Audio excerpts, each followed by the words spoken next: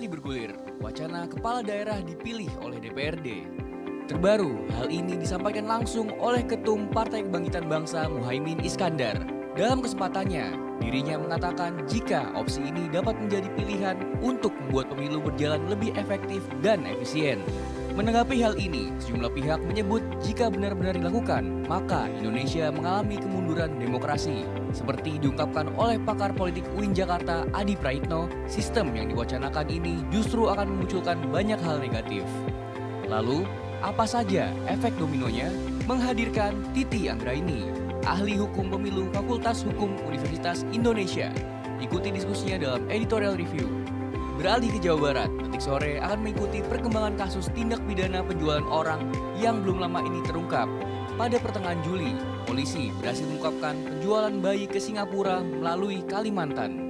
Sejumlah tersangka sudah sempat ditangkap, namun berdasarkan pengembangan, polisi masih menangkap pelaku-pelaku lain. Lalu, bagaimana perkembangan terbaru dari kasus ini? Apakah orang tua para bayi juga termasuk menjadi daftar tersangka? Ikuti laporan jurnalistik Jabar selengkapnya hanya di Indonesia Detik ini. Selain kesehatan gigi, mata, anemia, dan TBC, Menteri Kesehatan Budi Gunadi Sadikin juga berencana untuk perhatikan kesehatan mental siswa. Pasalnya, masalah mental pada anak muda masih sulit ditemui. Lalu, apa saja temuannya? Ikuti diskusinya dalam Sunset Talk bersama redaktur pelaksana Detik Health. Simak berita-berita menarik Detikcom dalam sehari secara langsung hanya di Detik Sore. Jangan lupa follow media sosial kita agar tidak ketinggalan update berita terbaru. Sekarang, mari kita sambut host kita, Eduardo Simorangkir dan Eiza Makfira. Detik Sore, gak cuma hore-hore. Ini lagi. Hello. Yang nonton juga kayak, mereka lagi. It's us coming back to your regular afternoon. Dengan Eiza Makfira dengan stylenya hari ini bertemakan Pastel. tapi dengan rambut itu lo kayak abis mau pergi pesta gitu gak sih? Pesta gak tuh? Pesta nggak tuh? Istrinya Goku, Cici. Atau apa? Animasi yang Spice? cewek banyak ya. Iya, Dari sini yang rambutnya begini juga banyak banget tapi iya benar gue ngeliat Iya, kayak iya. Eiza tuh lagi mau pergi party ya kan dengan bajunya Lucu juga deh, seperti lihat itu. rambut aku ya, dari tampak belakang ya. Ini adalah kreasi dari Nona Keiza ya. Kezia, sorry. Kezia. Eiza dan Kezia. Betul ya. How are you? I'm good. Kayak udah lama gak ketemu deh. Kalau kamu Kak, outfitnya ini temanya hodam ya? Ini Hodam kamu ternyata emang gue kira tadi pas dikirim sama Irma, ini tuh kayak dia lagi mau makan chicken stick. Oh, chicken Drumstick. itu ya. Ternyata ini adalah keluarkan aku dari sini, aku ingin bebas. Oh, bukannya ini. Enggak, ini ya, tangannya. ini tangannya, ini senjata yang dipakai sama Bukan. tapi patah. Dia kayak I want freedom. Oh, I gitu. want to break free. Iya, benar. Jadi kayak ini dia akan dilepaskan dari kerangkeng dan kemudian bebas. Di alam terbuka. Seperti kalian juga yang hari ini mestinya dengan kondisi yang bebas menghirup udara Jakarta yang semakin nggak menentu jelas arahnya ini gimana sih. Kemarin aku meeting di lantai 67. Let me guess the building. Ya. Di Gatot Subroto. Bukan Gatot Subroto. Lokasi masih selatan sih, tapi aku nggak tahu itu bukan tapi bukan. Ini. Aduh. Bukan. Apa? Bukan di Rasuna Said? Rasuna Said. Gamma Tower? Ya. Oke. Betul. Iya, Karena iya. yang setinggi itu di situ ya. Itu salah satunya, seringnya. ya. Terus Di gimana? lantai 67 ya kan. Terus kayak jauh banget ya perjalanannya, dari kayak dari lobi ke lantai 52. Pakai tangga darurat? Habis gitu ganti. Enggak. Oh, apakah aku bawahnya udah Trail run jadinya. trail run ya. Terus dari lantai 52 baru naik ke atas. Enggak sih kalau pusing, cuman agak deg-degan aja karena Ini kan telinganya berdengung kan pasti. Kayak Jangan-jangan itu alasan kenapa aku agak sulit mendengar. Suka gak kedengeran. Iya. Kalau orang ngomong, terutama orang tua ya. Kalau itu beda lagi sih penyakitnya ya, bukan Saya karena itu ketinggian. pembangkang ya. Terus Kak, the thing is kayak dari situ ya kelihatan lah tuh sejakarta Raya, Jakarta Raya. Tapi kayak iya sih, walaupun aku yakin sebenarnya harusnya jarak pandang tuh lebih jauh lagi dan the sky isn't colorful at all. Literally kayak abu-abu salah foundation gitu. Bahkan gak gradasi ya. Warnanya gak gradasi, kayak background abu aja udah semuanya. Betul. Jadi memang ada satu lagu yang gak akan bisa dinyanyikan sama anak-anak sekolah lagi. Itu adalah Langit Biru Awan Putih gitu. Jadi mungkin kalau mau nyanyiin lagu itu mungkin di sekolah negeri yang harus ke Cikole dulu. Harus ke Lembang dulu. Benar. Baru relate, relevan ya. Benar. Gitu. Iya, ya mudah-mudahan Detikers bisa menghirup udara segar ya. Gak tahu nih kenapa ya, apa karena memang dan quality. Juga gue lihat itu harga-harga kendaraan bermotor makin murah deh. Iya, kemarin gue baru tahu ternyata nyicil motor itu bisa dari platform online shop ya. Online shop e-commerce. Nyicilnya juga bisa, belinya juga bisa. E-commerce. Iya, e-commerce. Dan bunganya cukup murah guys, di bawah 2%. Wow. Oh, floating kayak beli KPR. Kalau kayak KPR nggak tahu ya kalau floatingnya, tapi gue nyobain simulasi kreditnya tuh, wah. Iya, mau beli motor. Bukan. Jadi waktu itu muncul pop up, and then gue liat, ini bisa beli motor di sini. Yang gue tau beli motor ada di P2P lending yang lain tuh, tapi nggak di platform e-commerce ini. Katakanlah Shopee. Nah, itu ternyata bisa dan ada. Kalau mau beli tapi pakai cuma 4 aku ya. Banyak dapat ya lo ya. Banyak dapat. Bahkan tiap bulan dapat kayaknya gue lihat-lihat tuh kalau orang nyicil motor bakal. Kita harus kreatif ya, industri ekonomi. Tapi itu menarik. Ajarin gue buat jadi affiliate juga ya.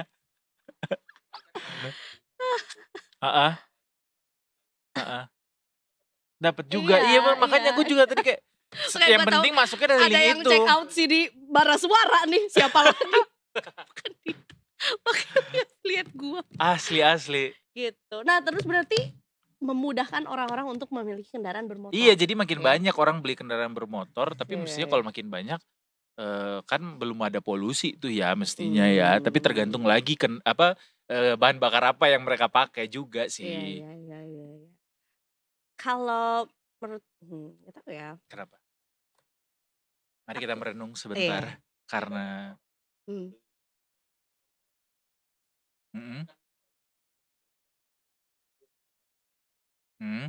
Oh, kita bisa beli mobil juga di e-commerce. Oh ya? Di TikTok juga bisa beli mobil. Ada yang pernah bikin. Iya, ada yang bikin nge-linknya. Ya Allah, beda level banget gue sama manusia-manusia lain. Gue cuma beli basreng, beli bulu mata. Hah?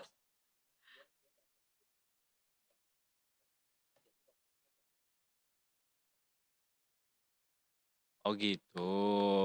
Mengantisipasi itu. Iya.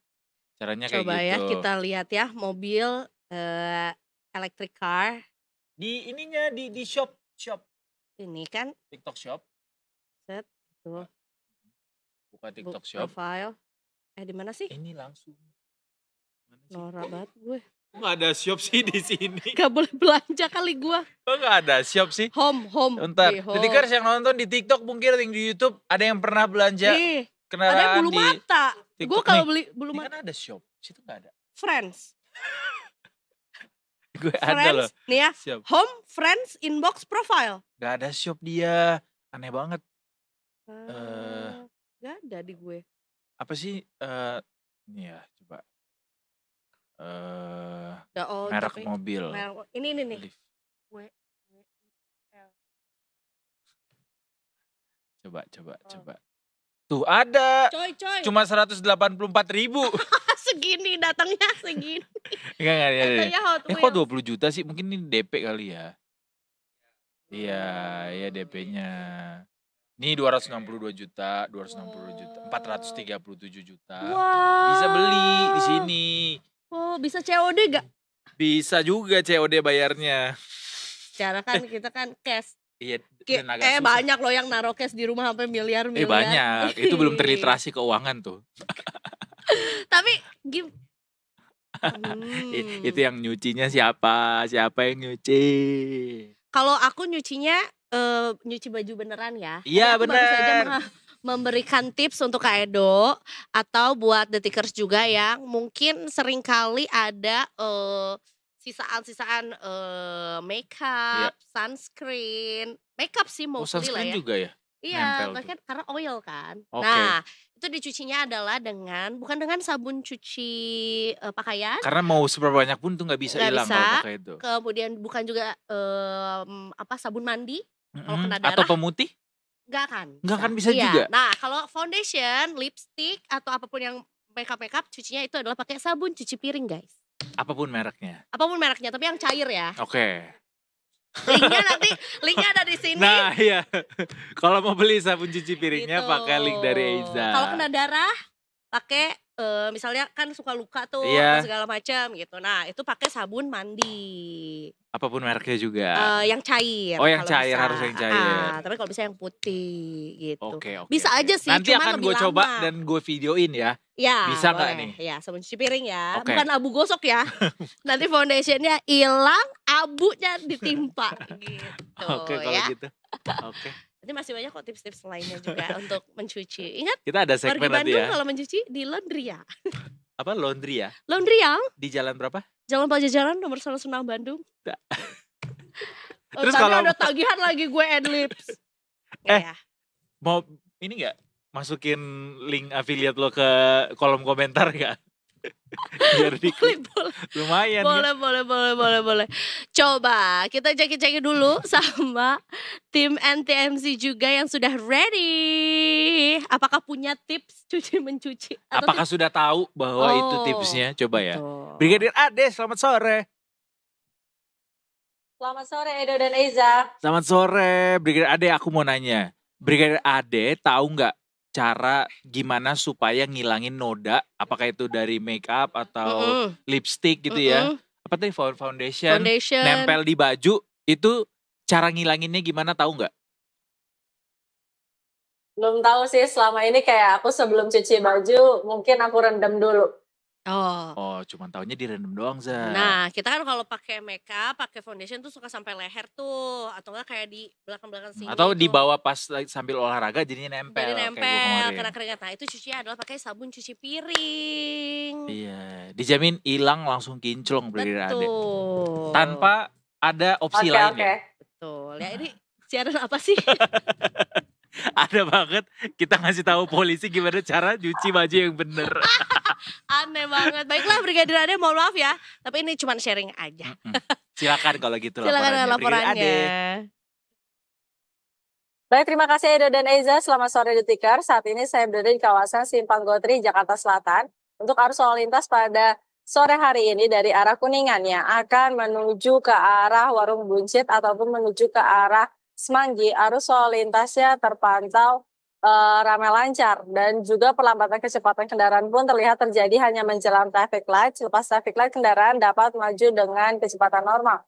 Dan selanjutnya dari arah Cawang yang akan menuju ke arah Blok M melalui jalur flyover juga terpantau kondusif lancar.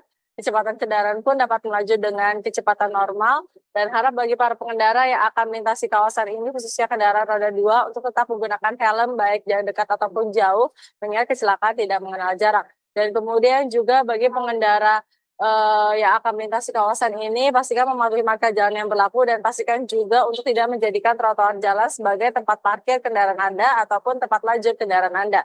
Dan selanjutnya dari arah sebaliknya dari arah Blok M yang akan menuju ke arah Kuningan, arus lalu lintasnya juga terpantau kondusif lancar.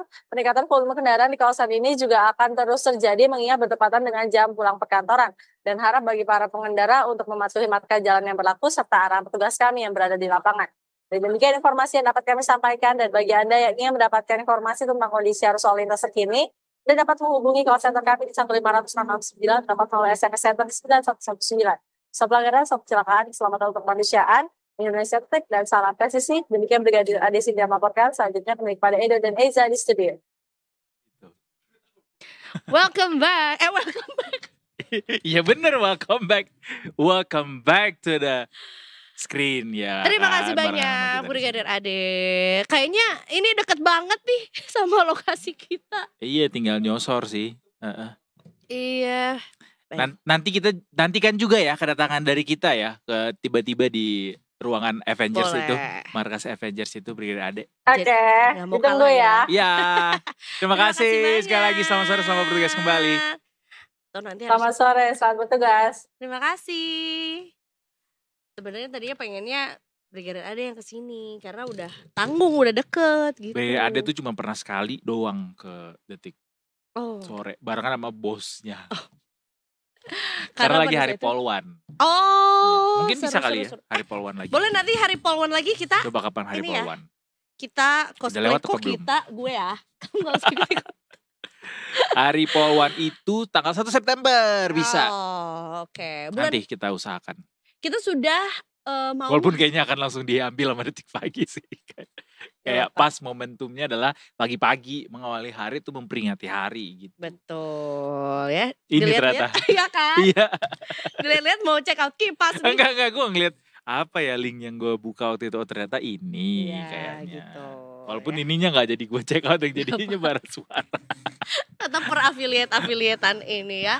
Tapi Detikers gimana sudah belanja apa aja di payday sale kemarin? Bener. Yang menurut gue sekarang udah jadi kayak biasa aja karena tiap bulan kan emang ada. Kalau dulu tuh gila-gila banget tuh tanggal kembar ya. Iya. E-commerce ada diskon tanggal kembar lah, ada gajian sale lah dan segala Soalnya sekarang macam. makin banyak Rojali Iya, gue punya banyak. sama Rohana. Gue punya Lucu banget ya. lebih banyak lagi ininya, apa namanya? Singkatannya. Oh Coba iya, tes iya, gue, iya. tes gue. Rojali, Rombongan jarang beli. Rohana, Rombongan hanya nanya, Robeli. gak ada. Rombongan beneran beli tadi kata Oh. pengusaha ada. Ini fenomena yang Apalagi bikin ya? sepinya mall. Roh halus ada gak? Rombongan hanya lus-lus. Rohali. Rohali, Alia Rohali dong. Iya. Rocega. Rohali apa? Rombongan hanya lihat-lihat. Oke, Rocega. Rombongan cek harga. Apalagi yang ada? Romansa. Wih, ke masa depan gak tuh albumnya Glenn Fredly? Rombongan manis senyum aja. Enggak. Rotasi.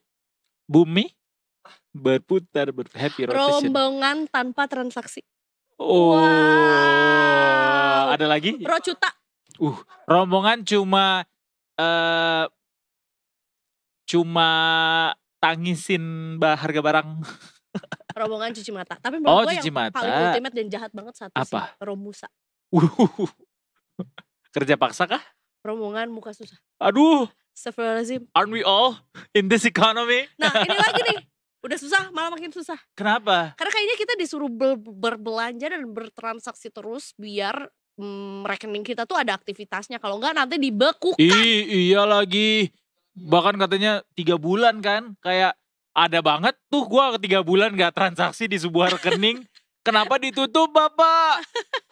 Iya nih PPATK nih gara-garanya nih punya aturan. Betul ya. Jadi akan memang sudah dikeluarkan ya. Dan juga sudah terjadi mungkin banyak Detikers yang juga udah lihat curhatan-curhatan netizen lainnya ya. Di sosial media juga. Yaitu adalah rekening yang menganggur selama 3 bulan atau lebih diblokir gitu. Karena alasannya sih salah satunya adalah karena takutnya terindikasi berhubungan dengan judi online. Judi online, gitu. kriminal, narkoba. Dan iya biar tidak disalahgunakan katanya. Iya. Tapi sebenarnya juga banyak kritikan yang akhirnya meluncur ke akunnya PPATK juga gitu ya. Gitu.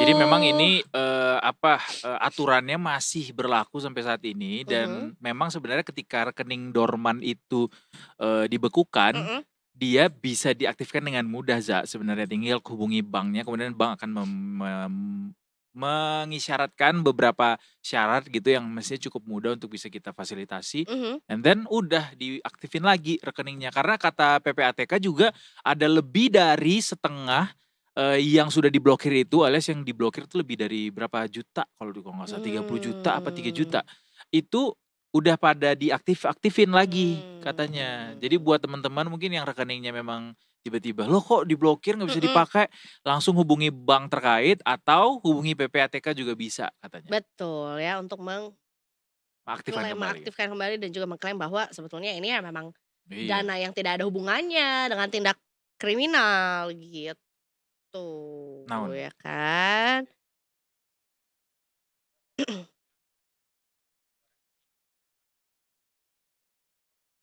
Kalau masih ada transaksi transfer masih bisa dikatakan aktif. Jadi sebenarnya rekening nganggur itu adalah tidak ada transaksi masuk, tidak ada transaksi keluar selain bunga dari bank juga. Dan bahkan sebenarnya ada salah satu juga nih yang lumayan menggelitik juga, yaitu adalah untuk bank-bank tertentu tuh di bawah batas minimum gitu. Betul.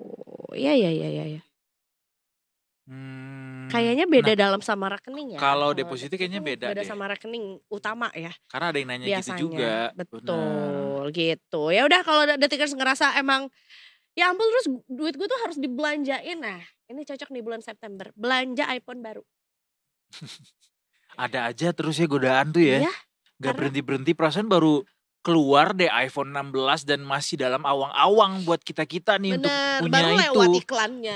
Ya kan, baru juga dijual di Indonesia anyway. Bener.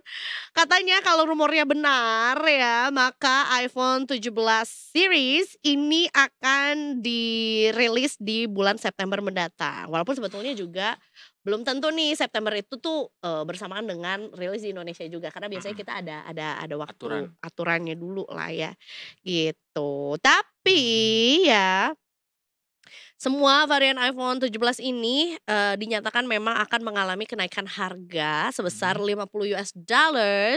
Ini menyesuaikan dengan harga tarif baru yang ditetapkan sama pemerintah mereka ya di US juga, yang diimpornya dari China gitu.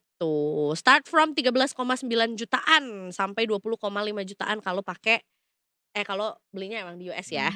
Mulai dari $849 gitu. Dan iPhone yang kita gunakan itu sadly quote and quote itu datangnya dari China ya, bukan dari US.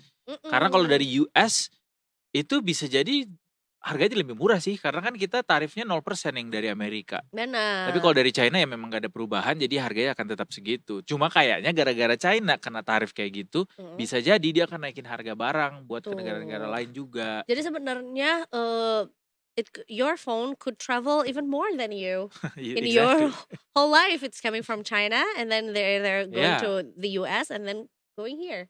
Makanya harus respect sama handphone kita. Respect ya kan, menurut gue jalan-jalan nih kita gue belum pernah ke China ya, lu udah dari sana ya. Bener. Terus kata dia, lu mah baru menuntut ilmu ke Cina, gue mah dari lahir dituntut ini. Jadi harganya berapa aja, Za? Mulai dari 13,9 jutaan atau $849 ya. Dan apa yang menarik dari iPhone 17, walaupun sebetulnya belum ada perilisan secara resmi, tapi kan suka banyak nih reviewer yang nge-spill kayak kira-kira desainnya akan kayak gimana. Nah, kita bisa tampilkan gak guys? Ada warna baru. Nah, dan juga desain positioning kamera baru dari iPhone 17. Dari warna-warnanya kayak warna awal 2010-an gitu deh. Handphone Nokia zaman dulu. Oh, mungkin ya. Kayak aku kan gak ngalamin kalem Kak, aku gitu. lahir-lahir udah iPhone sama iPad. Bahkan BlackBerry aja gak nyampe ya. Enggak. Aku tuh lahir iPad udah baby. generasi 9 lagi. iPad ini. Ini kita lagi mempekerjakan anak di bawah umur guys. Lihatlah seberapa mungil dia. Nah, yang menarik ya kan, ini tuh ada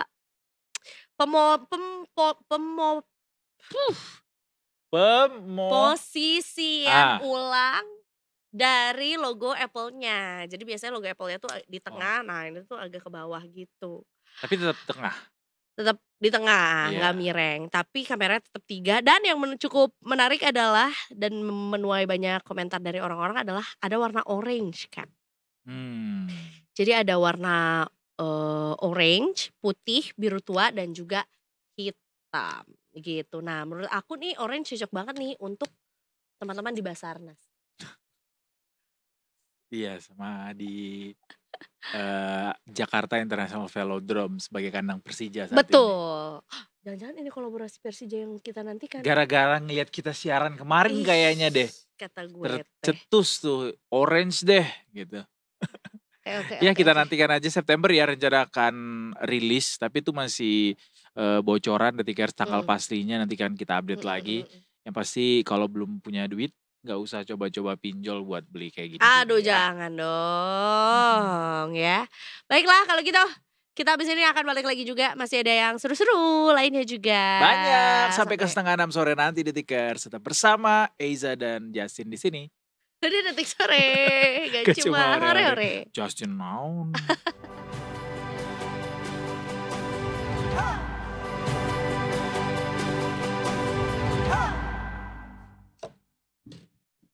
You're still watching Detik Sore. Gak cuma hore-hore. Kembali lagi bersama dengan kita juga. Tapi kayaknya abis ini belum masuk ke berita yang serius-serius banget ya. Masa sih? Kita tuh ada satu hal yang jangan bikin awkward dong. Nanti tiba-tiba beritanya serius. Indie has always been that serious, Eiza. Jadi gak pernah tuh kita Indie tuh tiba-tiba ada. Oh ada pernah terakhir tuh kayaknya. Ulang tahun kucing. Betul. Yang dirayakan dan oleh itu udah lama banget. A Village. Kayak masih di atas ya gitu. Enggak, udah di sini ya? Udah di sini. Udah di sini. Tapi udah lama banget dan selalu abis itu beritanya serem-serem gitu. Iya, betul. Nah ini termasuk yang ini juga. Soal kasus perdagangan bayi ke Singapura. Katanya sih ini sudah cukup lama pernah terjadi dan ini masih jadi teka-teki Detikers. Bagaimana ini menjadi sebuah hal yang akan kita bicarakan bareng sama Detik Jabar. Ini ada Kang Wisma Putra yang akan cerita-cerita sama kita di sini soal kasus perdagangan bayi ke Singapura ini. Betul. Dan sebetulnya juga ini tersangkanya cukup banyak ya. Jadi artinya ini tuh memang sudah membentuk sebuah sindikat juga gitu. Walaupun tentu saja masih dalam proses penyelidikan juga gitu ya. Belum semua tersangka juga terungkap dan juga tertangkap gitu. Tapi kita pengen cari tahu juga sampai mana nih temuan polisi juga. Dan sebetulnya untuk apa gitu ya ada aktivitas TPPO ini gitu. Coba kita sapa Kang Wisma Putra dari Detik Jabar. Selamat sore Kang Wisma. Selamat sore Eja dan Edo. Selamat sore Kang Wisma. Damang. Kang Wisma. Alhamdulillah sehat. Alhamdulillah kalau gitu. Ini beritanya lagi-lagi soal kriminal nih Kang Wisma dari Detik Jabar.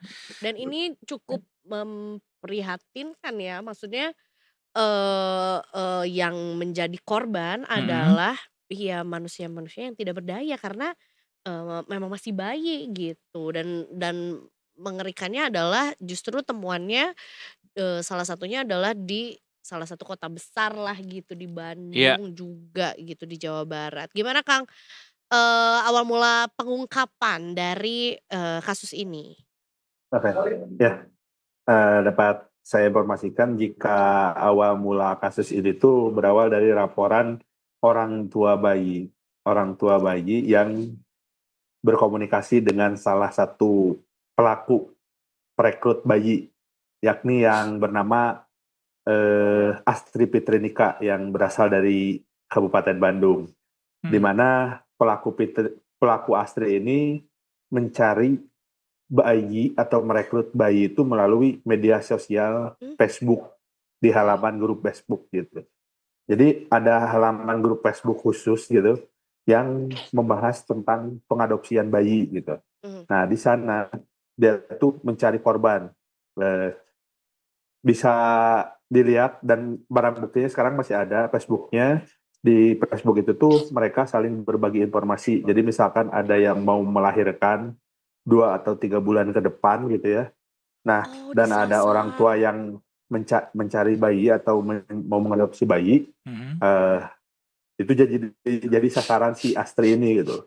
Nah, dia tuh langsung istilahnya mah memberikan pesan di Facebook kepada si orang tua bayi itu dan menjanjikan akan memberikan uang sebesar 10 juta yang dimana proses persalinan dan segalanya itu ditanggung oleh dia gitu. Nah, karena si Asri ini menjanjikan pengadopsian tidak ribet gitu ya, otomatis si orang tua bayi itu tuh mau gitu. Karena kan seperti kita ketahui di Indonesia sendiri untuk melakukan pengadopsian bayi itu aturannya banyak gitu ya. Dan melalui cara itulah akhirnya si orang tua bayi ini tergiur dengan janji si Astri ini. Akhirnya terjalinlah komunikasi dan setelah mau melahirkan si orang tua bayi ini tuh dibayarkan persalinannya, lalu bertemu dan si bayinya tuh dibawa oleh si Astri ini. Infonya besok akan kembali dengan membawa kakak dan KTP dia gitu kepada orang tua bayi ini. Dan ternyata si bayi itu tuh dan si Astrinya tuh putus komunikasi gitu. Akhirnya si Astri putus komunikasi dan si orang tua bayi itu melaporkan kejadian ini kepada pihak kepolisian dan terungkaplah kasus ini gitu. Nah, namun perkenalan antara si Astri sebagai perekrut bayi dengan jaringannya tuh saat ini masih belum diinformasikan sama pihak kepolisian karena banyak pihak yang terlibat. Sampai hari ini saja sudah ada 20 orang yang ditetapkan sebagai tersangka. 20? Ya, dan 2 orang masih buron gitu. Untuk peran dari 22 tersangka ini tuh macam-macam. Salah satunya sebagai agen, dan si agen ini sudah tertangkap, wanita berumur 69 tahun, dia warga Jakarta. Cuman jaringannya tuh ada di Pontianak, Kalimantan Barat dan wilayah Kuburaya Kalimantan Barat. Dia tuh memiliki banyak anak buah gitu istilahnya mah jaringannya tuh. Jadi ada yang berperan sebagai pengasuh, ada juga yang berperan sebagai orang tua palsu gitu. Jadi orang tua palsu itu si pelaku utama ini hanya membutuhkan identitas dari orang tua palsu ini. Dan si orang tua palsu ini mendapatkan uang sekitar 5 sampai 10 juta gitu untuk dipinjam identitasnya sebagai orang tua palsu dalam kasus ini gitu. Nah, sementara untuk si Astri Petrinika ini dia tuh mendapatkan keuntungan sekitar 10 sampai 15 juta setiap perekrutan bayi.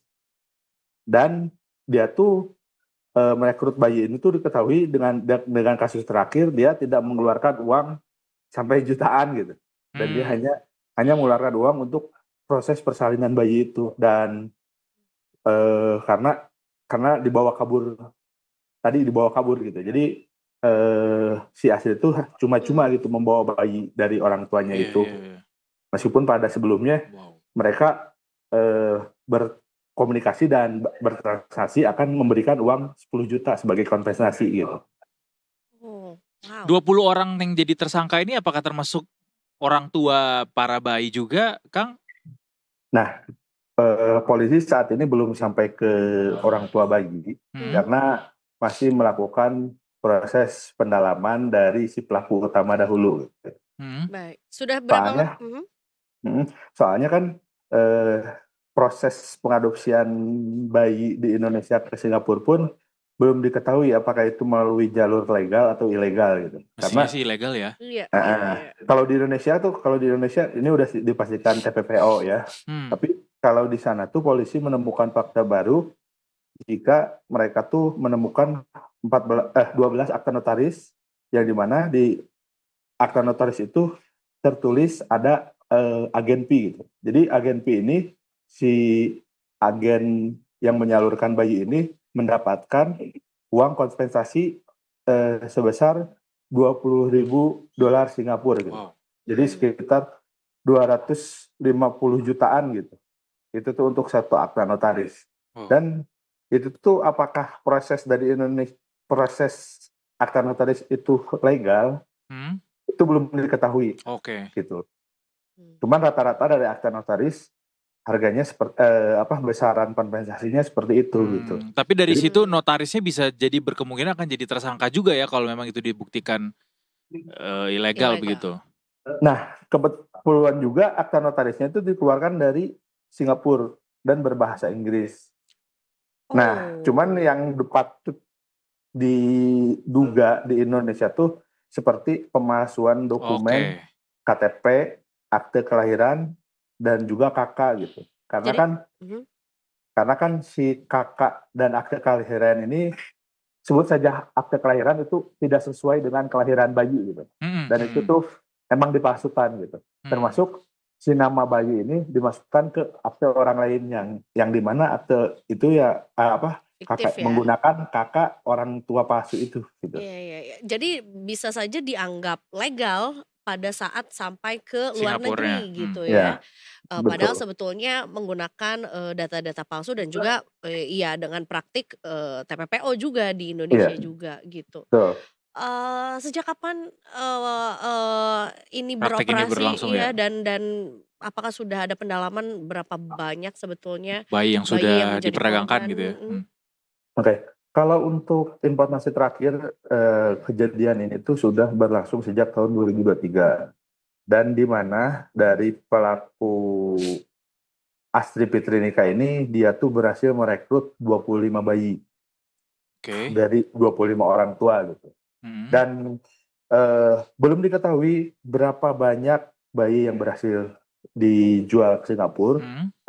Namun dari hasil pengungkapan pihak kepolisian, baru ada 8 bayi yang berhasil diselamatkan. Dan saat ini sudah berada di rumah aman yang ada di Kota Bandung. Dan apakah bayi-bayi ini memang diperdagangkan begitu ke orang tua yang ingin membesarkan, atau ada latar belakang lain, Kang, orang tua yang membeli, katakan quote and quote, bayi ini? Nah, untuk hal tersebut juga belum bisa diungkapkan oleh pihak kepolisian karena saat ini polisi masih mendalami proses pengiriman ke Singapura.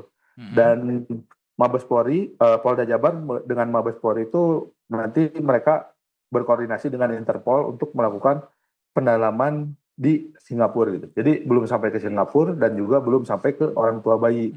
Jadi saat ini tuh masih melakukan siapa saja yang terlibat untuk memudahkan proses penyelidikan gitu. Termasuk saat ini juga polisi itu masih terus mengembangkan motif dan modus operandi yang dilakukan oleh pelaku utama ini gitu. Baik. Sampai saat ini apakah ada pihak dari pemerintah Singapura atau mungkin dari kedutaan juga mengenai kasus ini? Informasinya belum. Kalau dari polisi belum. Dan kalau boleh tahu dari kepolisian, apakah sudah mengungkap, Kang, soal bagaimana kemungkinan cara mereka masuk sampai ke Singapura lewat jalur apa? Kalau informasi dari Bandung, bayi itu diterbangkan menggunakan pesawat ke Pontianak gitu. Nah, namun dari Pontianak ini apakah menggunakan jalur laut atau jalur udara? Nah, ini juga belum disampaikan pihak kepolisian karena ada informasi juga Singapura itu merupakan tempat transit gitu. Dan tidak diketahui bukan di Singapura kemungkinan ya. Apakah ini dijual lagi keluar Singapura atau hanya untuk warga Singapura atau seperti apa gitu. Karena ada informasi juga bahwa Singapura itu sebagai negara transit dari bayi-bayi yang dijual ini gitu. Wow. It could be bigger than this. Kayak bisa jadi nggak cuma dari Indonesia, betul. negara lain juga jadi, dan Singapura jadi hubnya gitu. Mengingat bahwa banyaknya ini ya tersangka yang terlibat gitu ya, termasuk juga bahkan belum sampai ke orang tua dari para bayi ini juga gitu yang tertangkap gitu. Gak tahu, jadi speechless, sedih aja gitu ya. Nilai transaksi dari total perdagangan itu sudah diketahui belum, Kang? Apa polisi sudah ngungkapin angka? Belum. Cuman yang lebih miris tuh dari 22 tersangka ini 21-nya merupakan wanita dan 2 diantaranya sudah hamil. Ouch, ironis ya. Oke, kalau gitu. Iya, bahkan dari tersangka Astri ini aja dia mengakunya ya sudah melakukan transaksi sebanyak 25 lebih dari 20 kali gitu ya, apalagi yang lain-lainnya mungkin gitu, belum lagi yang lain-lainnya gitu. terjerat pidana apa Iya. Kang?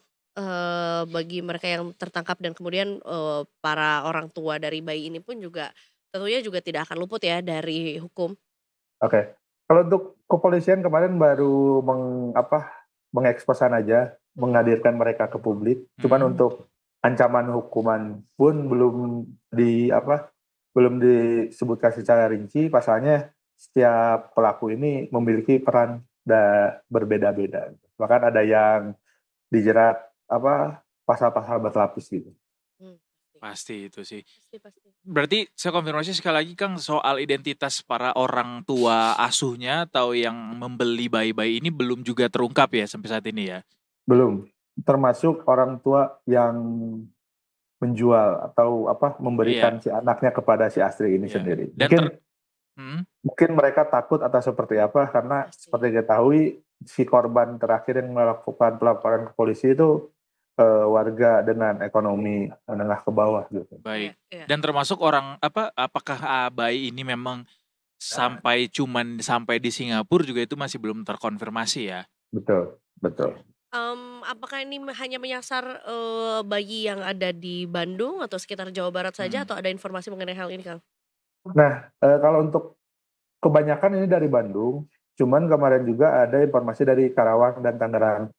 Cuman jumlahnya paling banyak di Bandung. Dan sini sindikat bisa jadi di daerah lain juga ada sih. Ada mungkin ya. Semoga bisa segera terungkap dan ditindaklanjuti juga gitu ya. Terima kasih kalau gitu Kang Wisma untuk informasinya, kita pantau terus di Detik Jabar tentunya ya untuk update dari informasi ini. Terima kasih Kang Wisma, selamat sore. Sehat selalu. Selamat sore. Oke. Itu ya. Ini lebih dari sekedar jual beli bayi bahkan menurut gua. Ada barang lain yang diperdagangkan. Karena once dia masuk ke satu perdagangan tindakan kriminal, mestinya sih itu jadi sebuah potensi untuk melakukan barang lain yang diperdagangkan juga gitu. Betul. Termasuk yang gak tahu ya, kalau aku fokusnya tuh adalah ke apabila sindikat ini tuh sudah berjalan dari tahun 2023 dan ketika tersangkanya itu banyak banget dan satu tersangka aja dia bilang sudah merekrut ya, even though I don't like that word at all because it's not working, it's not a job.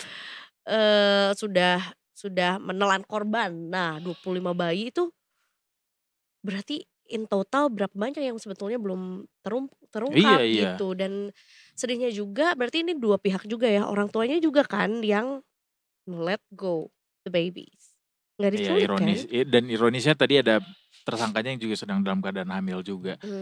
Dan ini gue jadi keingat bahwa Bu Susi waktu jadi Menteri KP itu pernah bilang bahwa kan selalu menolak adanya illegal fishing, termasuk kapal-kapal yang tidak kapal-kapal ilegal begitu. Nah, itu soalnya sering terjadi transshipment di tengah laut, Za. Itu perdagangan manusia, perdagangan narkotika, uang segala macam itu sering ada di situ. Makanya nggak boleh ada transshipment di tengah laut. Itu yang selalu ditekankan sama Bu Susi soal illegal fishing tuh nggak boleh karena banyak sekali tindakan-tindakan kriminal yang berpotensi terjadi. It's not only about mungkin yang terlihat di luar terlihat di luar tuh kayak illegal fishing aja, padahal sebenarnya juga ya banyak. Bisa jadi itu juga tuh di tengah laut tuh proses transaksinya. Kata gue sih mending snorkeling.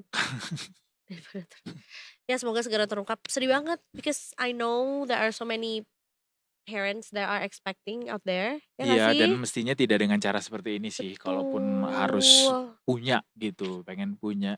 Dan bisa jadi bayi-bayi ini juga tidak ke tangan manusia-manusia yang memang bertanggung jawab juga sih. Iya, sangat mungkin terjadi seperti itu. Aduh sedih. Orang kita mau bawa tanaman keluar negeri aja pakai karantina. Iya, harus karantina dulu, harus registrasi dulu nih bawa manusia, cuy. Bawa manusia, aduh, ya deh. Kita break dulu. Nggak jadi yang tadi? Atau lain kali? Oke, kita coba. Jadi kita punya satu segmen. Do I have his number? Coba. Tar dulu. Aneh banget sih kalau gue gak punya nomornya. Jadi guys, hari ini Afif Farhan, host ternama Transmedia itu lagi ulang tahun. Gue adanya Afung, bakso Afung. Wow, di bandara gak tapi? Nah kita coba telepon beliau, kita ucapin sama-sama happy birthday ya. Kita kemana ya? Kesini ya? Sini. Mana sih? Gua? Bener. Kita lagi coba telepon. Kenapa Dia bisa? lagi rapat redaksi kayaknya. Kok bisa? Padahal kan dia gak denger juga ya. Iya. Apa dia lagi Gak nobar? dijawab. Dia lebih ke kayak, gue insecure lagi di video call sama Edo. Di Zoom ntar kalau misalnya diangkat ya. Iya, belum Kayak diangkat nih. Ada laki nih video call. Iya. Dan gak pernah Dan sih, nggak pernah tuh pernah. gue nelfon. Ya udah kita akan coba lagi nanti di sesi berikutnya ya. Dan kayaknya beliau tahu sih, ini pasti Iya. kita boyong aja ke sini. Habis ini deh, kalau gitu Detikers. Kita break Iya, dulu. Jangan kemana-mana, masih di Detik Sore. Kayak cuma, hore-hore.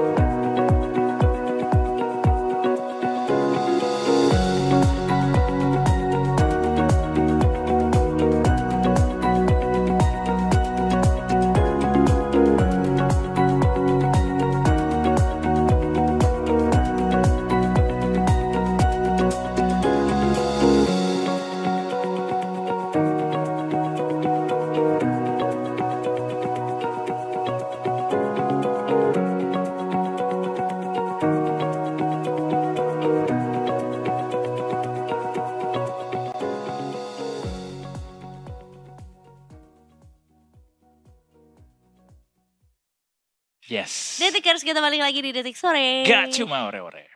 Dan sebenarnya udah lewat 20 menit setelah kita tutup ya Penutupan pasarnya ya. juga. Jadi gak usah lama-lama, langsung aja kita ngobrol bersama dengan Mas Haika. Halo. Dari Mega Capital Sekuritas juga ya. Gimana Mas hari Kamisnya? Hari Kamis minggu ini wah banyak sih kejadian. Besok juga rilis data tuh Banyak ya? dirapel tuh sama BPS tuh semuanya tuh kayaknya. Oh iya, besok ada data ekspor-impor ya? Ekspor impor, Betul. inflasi, terus ada Ouch. PMI. Mana besok hari Jumat lagi ya Mas ya? Iya, Kayak kan Jumat. waktunya makin Jujur Mepet. bener. tipis. Iya. Iya, makanya besok rilis data BPS dimulai dari jam 7. Iya. Nggak, sedihnya lebih ke harus bikin report weekly-nya banyak sih. Oh iya, Oh. Nggak bisa benar-benar. dicicil ke Jumat. Benar. Bener. Jadi lembur ya? Ya. Iya. Gak apa-apa karena memang 7/7 kan. Wow. Jangan Begitulah. dong. Begitulah. Tapi menanti ke data-data yang akan rilis besok, kita coba bahas satu data dulu deh yang kemarin soal kemiskinan yang baru dirilis ya. Oh iya. Itu gimana respons market terhadap data itu, kan sempat juga pengusaha juga iya nih lagi nanti-nantiin data itu juga buat kebijakan mereka. Sebenarnya kalau di orang-orang di market melihat data kemiskinan itu justru malah pada sanksi sebenarnya pada data kemiskinan kemarin gitu. Apakah emang perhitungannya BPS ini secara metodologi itu benar atau Mencerminkan enggak? keadaan sesungguhnya gitu. Dan kalau saya perhatikan gitu kan, si BPS ini mungkin ada kelemahan di mana dia tidak membedakan garis kemiskinan tiap provinsi gitu. Jadi semua itu disamakan. Sekitar kalau per orang itu 600.000 per Orang per bulan bulan. untuk spendingnya. Yang jadi masalah kan 600.000 di Jakarta sama 600.000 misalnya di kabupaten mana, itu apa yang bisa dibeli kan berbeda gitu. Betul. Jadinya kemungkinan juga dengan metodologi seperti itu bisa underestimate angka orang miskin di Indonesia. Nah, kan ada World Bank itu juga buat data Standar kemiskinan sendiri kan. ya. Nah, mana di situ trennya berbanding terbalik tuh. Justru di trennya World Bank terjadi adanya peningkatan angka orang kemiskinan, sementara di BPS sebaliknya malah lebih rendah. Nah, makanya itu market juga tidak terlalu merespons positif gitu ketika BPS mengumumkan bahwa angka kemiskinan itu tambah turun. Oke. Termasuk juga statement Bu Sri Mulyani yang soal kesejahteraan masyarakat Indonesia meningkat. Ya kalau hati-hati Mas, saya ini Bu Sri Mulyani. Iya, dosen saya dulu. Oh iya, oh Mas UI ya? Iya. Oke, kalau saya jadi Ibu Sri Mulyani ya pasti kita harus optimis di mana Ibu Sri Mulyani itu kan juga menjadi tameng ataupun trust lah bagi investor luar ataupun tameng terakhir fiskal kita yang ya dia pasti harus selalu berpandangan optimis. Tapi jika kita melihat misalnya gabungin ke kemiskinan lagi, jika kita lihat tren kan memang secara saving rates masyarakat Indonesia itu juga terus berkurang kan. Dan consumer spendingnya mereka juga berkurang. Dan kalau kita melihat dari situ aja bagaimana ceritanya gitu. Misalnya kalau saving rates-nya turun, apa yang dikonsum juga turun tapi kesejahteraan meningkat. Itu kan agak ada mismatch tuh di situ. Kontradiktif ya. Kontradiktif tuh. Ada hubungannya nggak sih dengan aturan baru yang penutupan rekening yang tidak aktif itu dengan konsumsi atau daya beli masyarakat juga gitu yang kayak karena banyak juga boro-boro gue mau buka rekening bank gua, isi juga ke atau mungkin sebenarnya tanggapan netizen yang cukup menarik yang aku lihat tuh adalah apakah kita dipaksa untuk terus belanja bertransaksi dipakai terus gitu sih rekeningnya. Oke, paling kalau saya di sini lebih menghubungkannya itu hubungan antara consumer spending yang menurun itu lebih ke dari aspek tenaga kerjaannya. Dimana kita setelah COVID ini walaupun sebenarnya unemployment rate yang meningkatnya itu nggak gitu signifikan, tapi terjadi perubahan struktural tuh di dalam struktur labor market kita, dimana angka tenaga kerja yang informal tuh makin banyak gitu kan. Sementara angka tenaga kerja informal itu kan pendapatannya nggak tetap dan cenderung banyak yang di bawah UMR. Dan angka yang formal itu menurun terus. Nah itu kan mungkin dari rentetan PHK sebelumnya yang pernah dilakukan. Nah, kalau saya melihatnya itu lebih masuk akal untuk menjelaskan kenapa gitu consumer spending masyarakat itu sekarang tuh turun gitu. Iya. Secara makro bagaimana investor saat ini merefleksikannya ke market kemudian aktivasi mereka? Oke, kalau dari investor di sini kita mungkin bedain domestik sama foreign investor gitu ya. Di sini walaupun IHSG 7.600 gitu, si investor asing itu sebenarnya nggak jarang sekali melakukan net buy gitu setiap hari. Setiap hari tuh mereka jualan terus mengurangi porsinya apa yang di IHSG. Sementara kalau domestik gimana driver saham IPO, kita hore-hore semua gitu, ya jadinya itu ngebawa si indeks secara keseluruhan naik. Tapi secara keseluruhan stance dari investor asing itu sebenarnya masih jual kalau di indeks di IHSG karena emang outlook growth kita itu kemungkinan nanti juga minggu depan kan rilis data GDP. Kita juga dari hitung-hitungan kami memprediksikan bahwa mungkin bisa kemarin kan 4,87. Mungkin sekarang di kuarter kedua itu GDP itu growth-nya mungkin sekitar 4,7-an. Jadi lebih turun lagi. Lebih lambat lagi. Ngelihat yang kemarin aktivitas manufaktur juga udah 3 bulan berturut-turut melambat gitu kan. Yang juga menandakan belum ada gitu perbaikan dari GDP. Paling mungkin GDP bisa sedikit lebih membaik kalau misalnya nanti data besok ini trade balance import kita itu nggak sebanyak itu growth-nya. Jadi mungkin bisa membantu di situ. Kayak Amerika kan tadi malam baru rilis data GDP tuh. Dimana rilis data GDP-nya tuh jauh ngelebihin konsensus gitu. Jadi 3%, konsensusnya 2,5% gitu. Sebelumnya kan minus dia. Nah, itu salah satu faktornya kalau di breakdown. Sebelumnya itu kan terjadi front load impor di Amerika untuk nge-bypass tarifnya Trump. Nah, di kuartal kedua ini volume impornya udah melandai lagi, jadinya ngebantu GDP-nya untuk tumbuh gitu. Paling dari situ sih mungkin peluang kalau GDP growth Indonesia nggak bakal sejelek itu dari situ. Tapi memang mungkin dari ada nggak tren secara global juga yang memang mereka lagi menarik atau lagi banyak jual juga ketika nggak di kurs atau di kurs asingnya mereka gitu. kayak what they do in IHSG gitu. Jual di kita.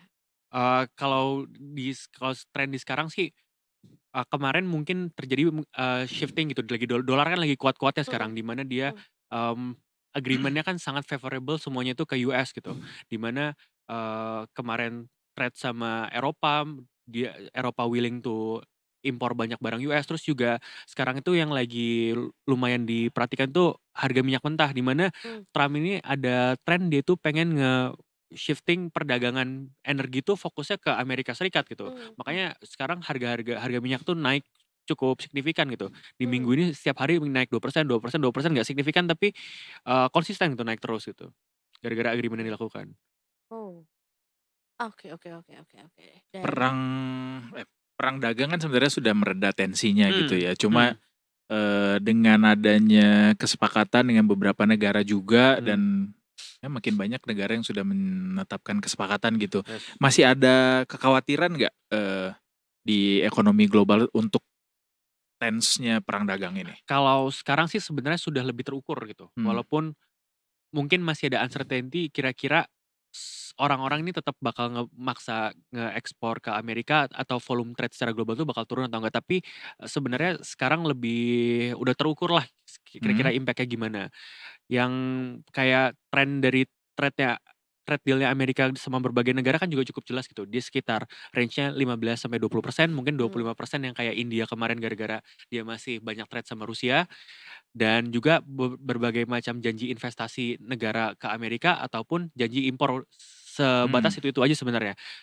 Dan dari apa yang diperkirakan sebelumnya kan efektif tarif rate totalnya itu sekitar 24%-an. Dan sekarang itu rata-rata 19,8%. Jadi sebenarnya untuk kekhawatiran akan tarif itu udah di price in lah oleh market juga. Sebenarnya juga udah variabel eksternalnya juga udah nggak begitu banyak sih sebenarnya. Oke, jadi tidak jadi sebuah kekhawatiran utama lagi sekarang ya. Lagi. Cuma memang tidak tidak terrefleksi juga ketika kita lihat kan sekarang harga emas juga naik lagi nih. Nah, kalau harga emas naik kan berarti something happen in the world gitu. Kayak apa dong kalau gitu kegelisahan utama investor saat ini? Kalau sekarang dari tren jangka pendeknya kemarin kan sebenarnya habis FOMC The Fed ya. Dimana The Fed itu kemarin nahan suku bunganya. Dan keputusannya dia itu dilandaskan oleh dua hal, GDP-nya yang lebih dari ekspektasi sama PCE quarter on quarter-nya naik juga. Yang mana itu menjadi semacam tanda bahwa The Fed ini agak hawkish nih, di mana dia ngelihat bahwa GDP growth-nya masih bagus tapi inflasinya naik juga. Ya udah gue nahan nih untuk memotong suku bunga. Nah, itu agak menjadi semacam risk off sentiment gitu. Kan kita kecewaan investor ya. Jadi kemarin juga di Wall Street kan cukup melemah gitu indeksnya. Makanya mungkin ada shifting ke beberapa safe haven aset kayak contohnya gold juga sebenarnya yang naik. I see. Tapi dari domestik kalau ngelihat sekarang ya memang nggak hijau sih ya gitu ya. 2 hari terakhir juga cukup turun tapi bukan yang dalam banget gitu. Satu saham itu soalnya. Iya mungkin, tapi juga pun diikuti dengan lumayan banyak nih yang akan IPO juga di minggu ini dan di bulan depan. Kayaknya momen IPO di bulan Agustus. Tahun ini daftarnya masih cukup panjang sih. Yang artinya juga sebenarnya I think we're okay gitu. Atau apa yang bisa dilihat dari ini? Soalnya kadang-kadang selalu timing yang menentukan nih gue jadi masuk ke pasar apa enggak nih. Kalau mereka pada berani listing di tahun ini berarti ada sesuatu yang cerah di tahun ini dinantikan, Mas. Yes, kalau IPO itu kan pada prinsipnya mereka sebenarnya pengen ngehimpun dana gitu kan ya. Dan mungkin dari historis sebelumnya ngelihat saham-saham IPO itu kita tuh minat banget gitu, oversubscribe mulu gitu. Dan mungkin itu jadi dari domestic drivennya perusahaan-perusahaan ini banyak yang merasa cukup pede gitu untuk melakukan IPO tahun ini gitu. Nah, tapi mungkin perlu diingat juga IPO itu kan sebenarnya sangat tergantung sama ownernya itu mau ngapain sebenarnya awalnya.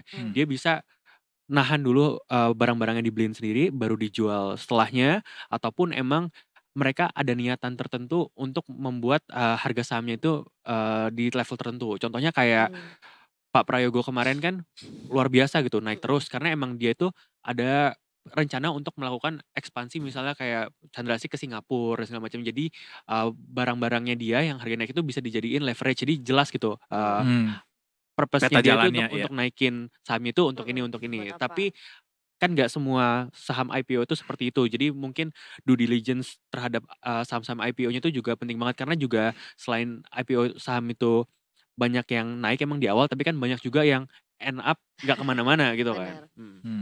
Iya. I mean kayak tadi data-data yang disampaikan sama Mas Haikal, indikatornya kan pelemahan sebenarnya. Artinya market tuh lagi lesu gitu. Tapi mereka tetap masuk ke IPO, kayak apa dasar mereka mau tetap berani listing di tahun ini gitu? Kalau lesu sebenarnya secara ekonomi keseluruhan, dan mungkin yang orang-orang ataupun emiten lihat kenapa mereka berani IPO itu dari animo masyarakat Indonesia yang mungkin masih cukup percaya terhadap saham-saham IPO, karena emang secara tren 2 tahun kebelakangan lah at least gitu, saham-saham IPO itu untuk 2 hari 3 hari setelahnya itu hampir jarang sekali turun gitu kan.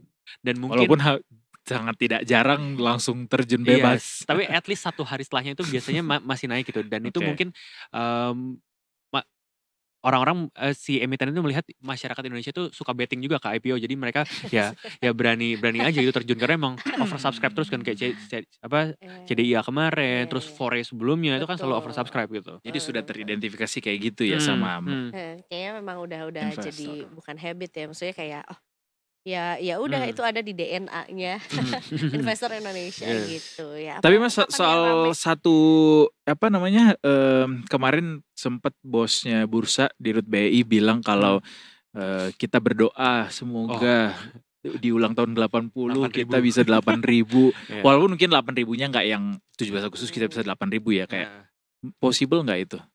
Kalau possible sih tahun ini ya? Kalau possible sih nggak ada yang nggak possible sih, pasti bisa-bisa aja gitu. Karena ya kalau misalnya CDIA di beggar lagi dari sekarang gitu, itu juga bisa aja kan, nggak ada yang tahu. Tapi kalau misalnya dari fundamental ekonominya sendiri, sebenarnya agak unlikely kita bisa ke 8.000 gitu dengan intrinsic value yang ngikutin nominal value-nya gitu.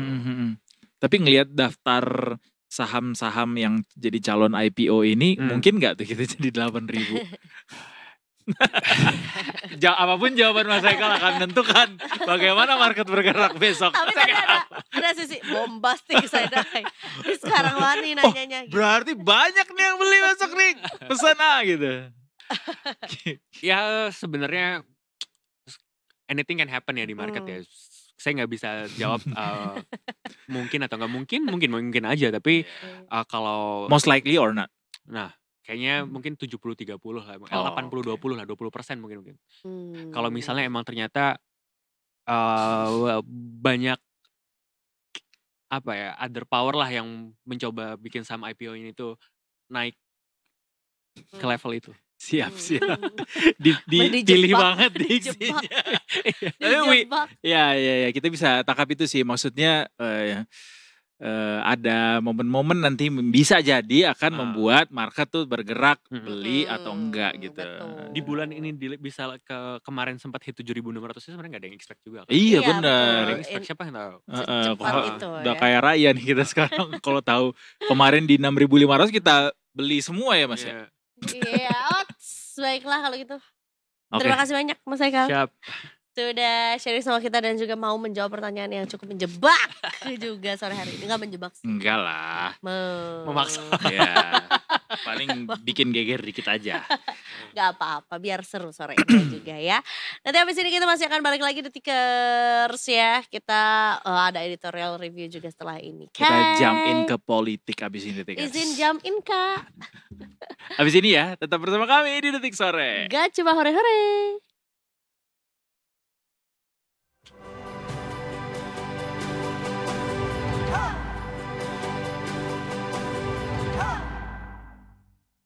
Gantian sih dulu. Balik lagi di Detik Sore. Gak cuma ore-ore. masih bersama pegawai Taman Safari di sini. Kalau aku lebih ke ininya ya, yang mau ngasih makan macan. Mama cantik ngasih makan mama. Kalau boleh Ya. menjadi apa istilah feeder ya? Feeder di kebun binatang. Iya. Maunya ngasih hewan apa makan? Koala. Dia mah gak dikasih makan kayaknya. Makan, Tidur mulu. Makan dia Apa makan makannya? caju putri. Apa tuh? Kayu putih. Oh iya. Iya. Eukaliptus ya benar-benar. Eukaliptus. Makan daunnya doang kan iya, dia. Sama betul. Nggak di botol juga, di kokop gitu enggak. Merek Dibawa Capak jauh-jauh dari enggak. Pulau Buru. Enggak juga gitu. Oh, tapi dia mau apa? ini apa namanya makannya sekali sehari atau kayak sekali makan dan hibernasi lama gitu? Tergantung, kalau bulan Ramadan pada saat sebelum matahari terbit dan Tahu. Gue kayak pengen matahari ngasih terbit. makan panda. Oh iya, lucu ya. Hello panda, hello panda. Ih, red panda mah cuma ada di mitos. Ada. Emang beneran ada? Ada red panda, ada Oh, binatang. Tapi bukan panda, dia kayak ini kan Iya, rubah. kayak rakun. Ya, Iya, roket. rubah kan mirip roket. Benar-benar. Pokoknya paling nggak bisa gue ngasih makan jerapah aja. Sampai dia mati kelaparan, mati lemas. Jerapah tuh makan. bisa nurunin airnya kan, tapi nggak Nggak tetap sebawah. nggak sampai. Kasian. Nunduknya sampai pancoran dari Ragunan ya. Ya Uts, kita cek dulu kali ini. Semampai. Kali ini kita mau ke NTMC dulu. Kembali Kembali lagi lagi. menyapa Brigadir Ade. Betul, Brigadir Ade, selamat sore. Selamat sore Edo dan Eiza. Coba tanya Brigadir Ade. Brigadir Ade kalau boleh ngasih makan jadi kayak petugas zookeeper di kebun binatang, pengennya ngasih makan hewan apa kerjaannya? Lumba-lumba kali ya? Soalnya lagunya sih lumba-lumba. Ih, ketahuan Makan umur. dulu. Oh, lumba-lumba ya. Soalnya kenapa pilih lumba-lumba? Dolfino. Karena belum pernah. Oh, sesederhana kalau lumba. Yang lain emang pernah Iya, ngasih kalau makan singa? panda, udah pernah. Belum juga sih, cuman kalau diurutin lagi lebih pengen lumba-lumba. Lumba-lumba ya. Kayaknya juga adem gitu. Karena dia bisa nyium kita juga kan. Oh, Oh, gara-gara iya. pengen Kak dicium. Edo mah mau ngasih makan ini kobra, king kobra. Jadi Pengen dicium juga. nah kalau king kobra Kak Edo yang nyium. Nagin dong gua. Ini kayaknya Brigadir Ade masih di lokasi yang sama ya? Nggak, Deket-deket. sekarang di Pancoran. Oh, Pancoran. geser sedikit ke Pancoran. Ya udah kalau gitu kita saksikan laporan dari Brigadir Ade langsung dari kawasan Pancoran, Jakarta Selatan.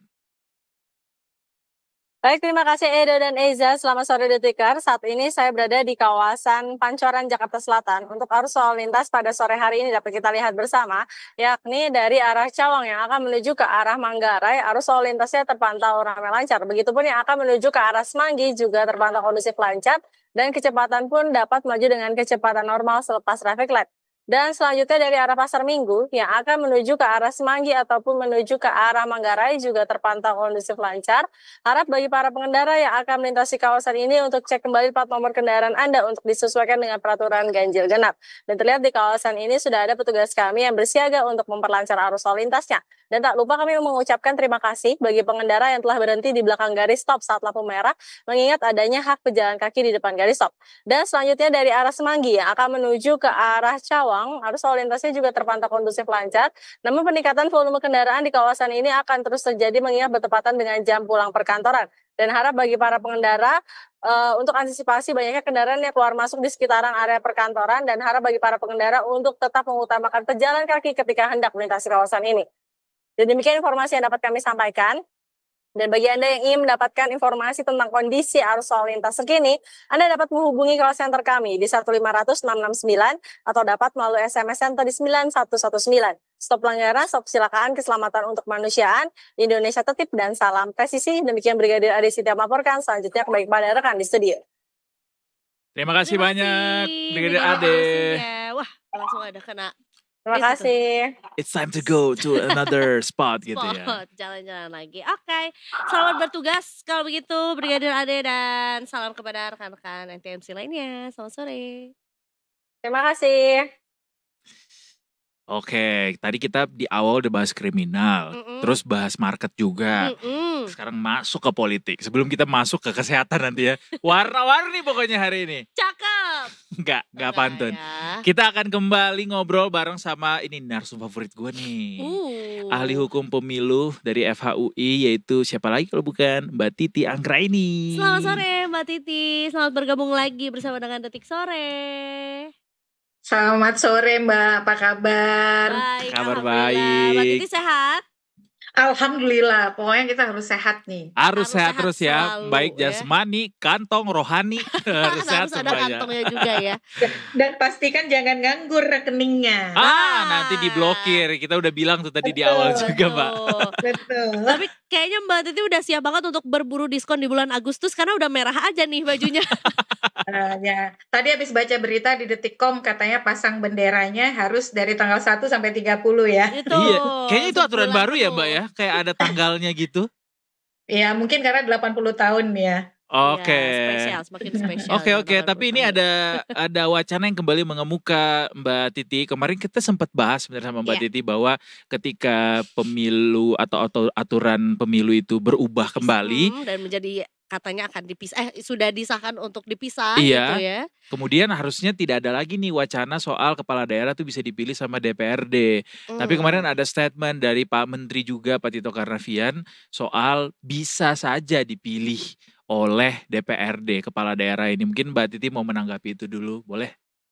Iya, kita bicara aturannya dulu aja ya. Kalau bicara soal yang nanti-nanti karena ada perubahan kan lain lagi gitu.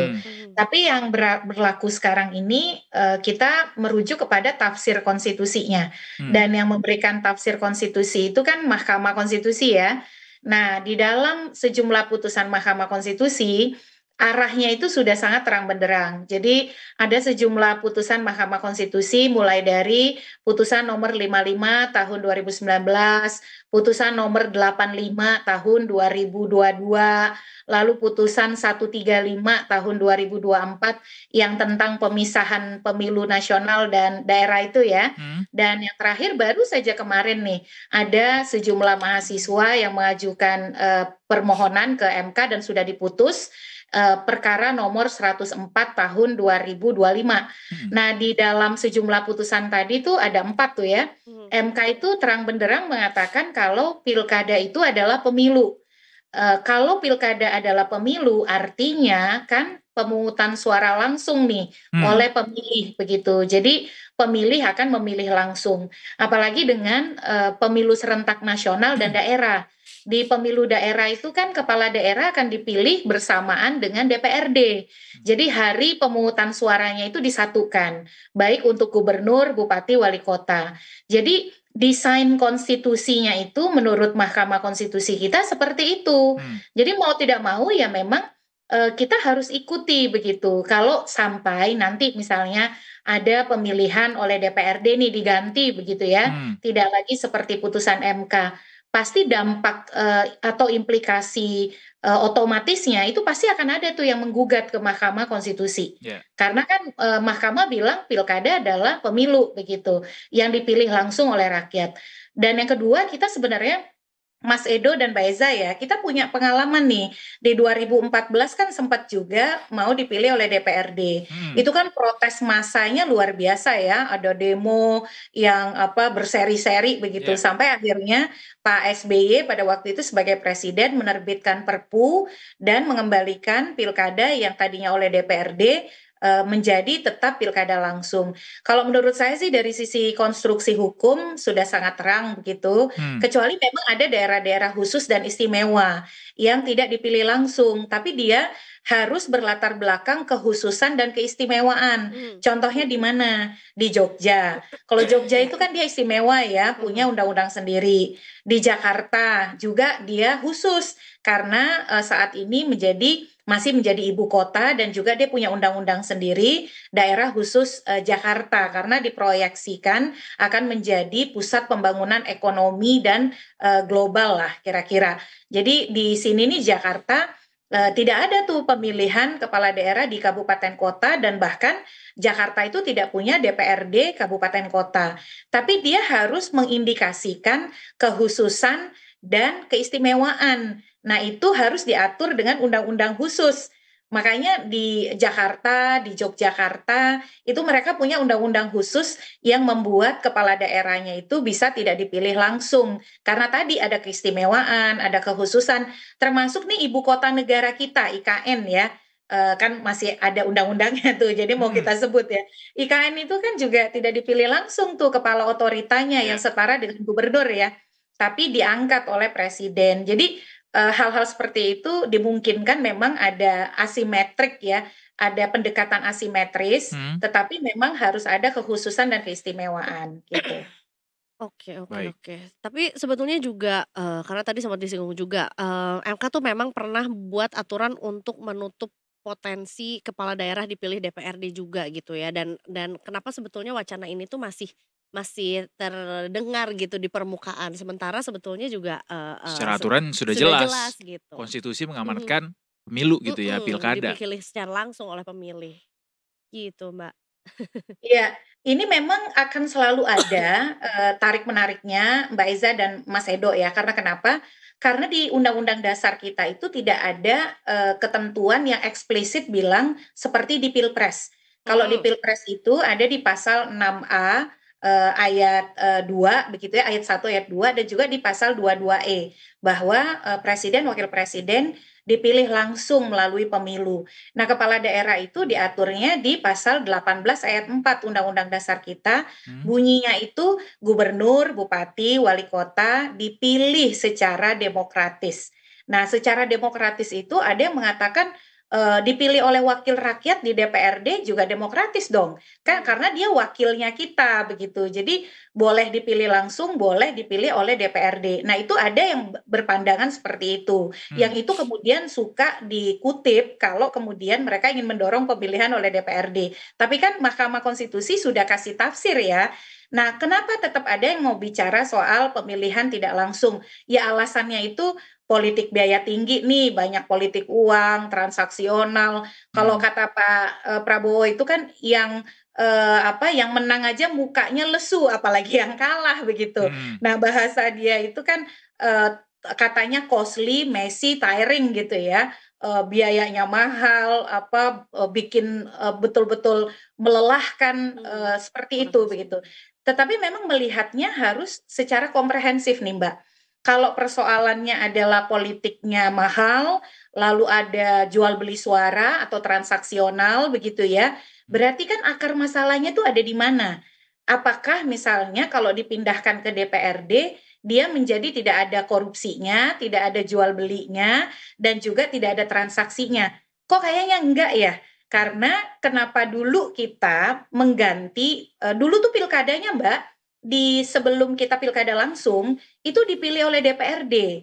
Jadi di awal-awal reformasi itu dengan Undang-Undang Nomor 22 tahun 99, pemilihan kepala daerah itu oleh DPRD. Tapi yang terjadi adalah tadi sampai misalnya anggota DPRD-nya itu dikarantina karena takut kena suap gitu ya.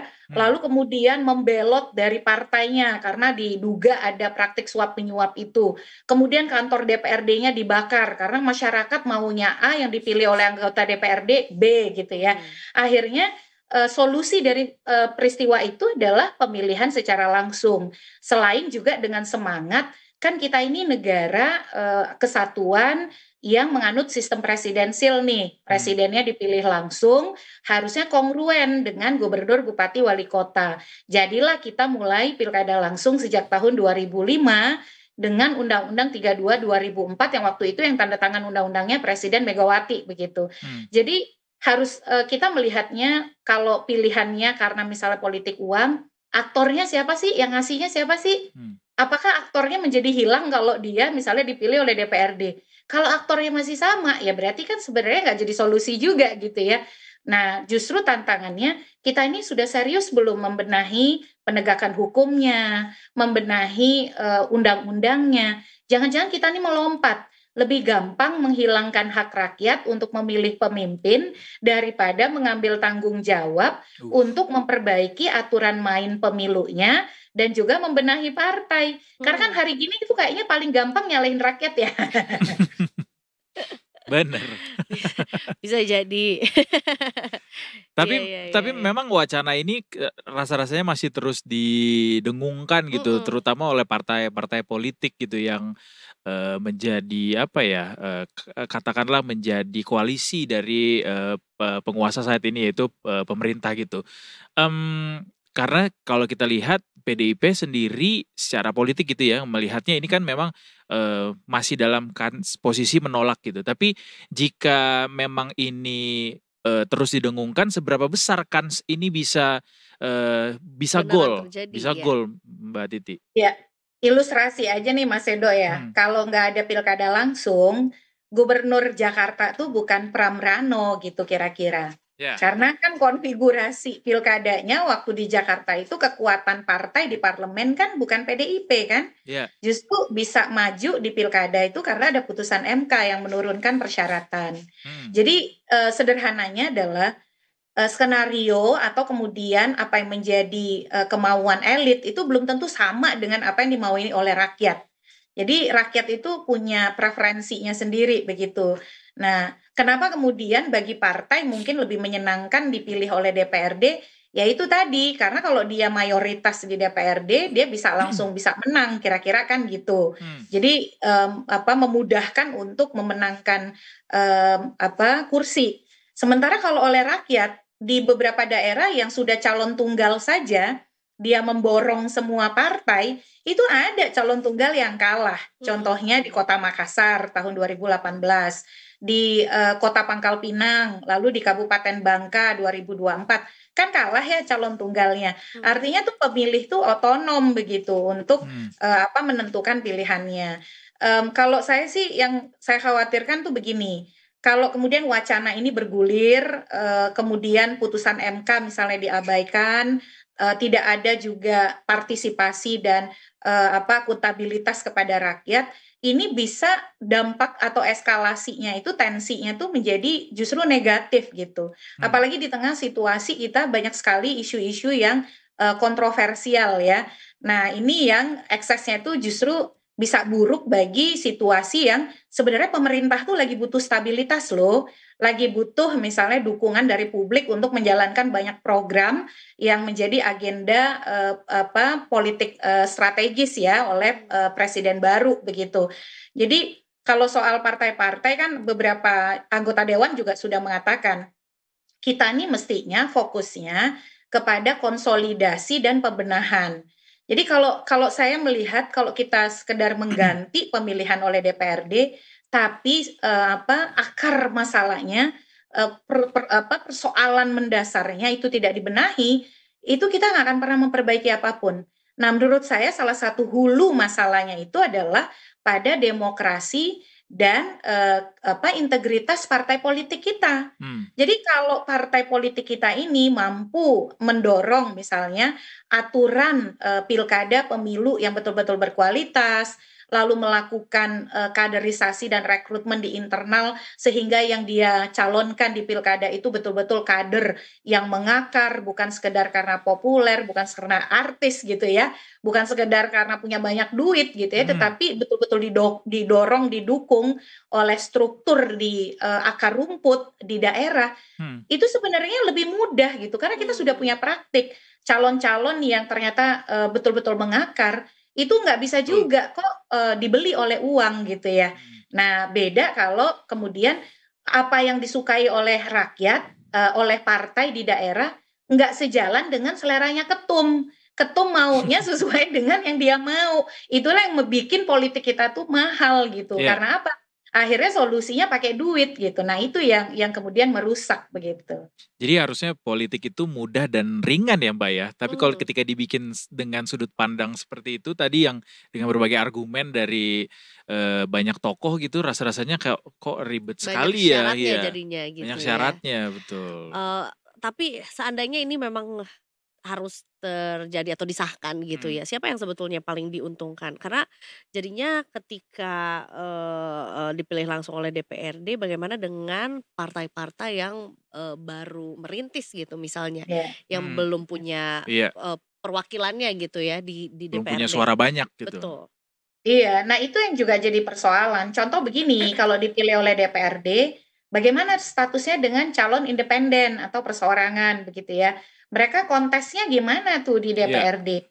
Tapi kalau menurut saya tuh jangan terlalu pede dulu, mentang-mentang punya kursi mayoritas di DPRD, pasti menang. Enggak juga. Kalau kita lihat perjalanan 99 sampai dengan 2004 ketika dipilih oleh DPRD, banyak tuh partai yang punya kursi mayoritas di DPRD tapi kadernya kalah. Karena ternyata tadi politik transaksional. Jadi ada main mata begitu ya dalam proses pemilihannya, akhirnya partainya menjadi tidak solid, penuh saling kecurigaan, berkonflik gitu. Jadi justru mengganggu soliditas. Jadi dalam situasi ini ya siapa sih yang diuntungkan oleh pilkada oleh DPRD? Ya tentu saja yang merasa lagi berkuasa di DPRD kan. Karena kalau di DPRD dia berkuasa, ya dia pasti bisa menang dari kalkulasi sederhana, walaupun kalkulasinya nggak sesederhana itu.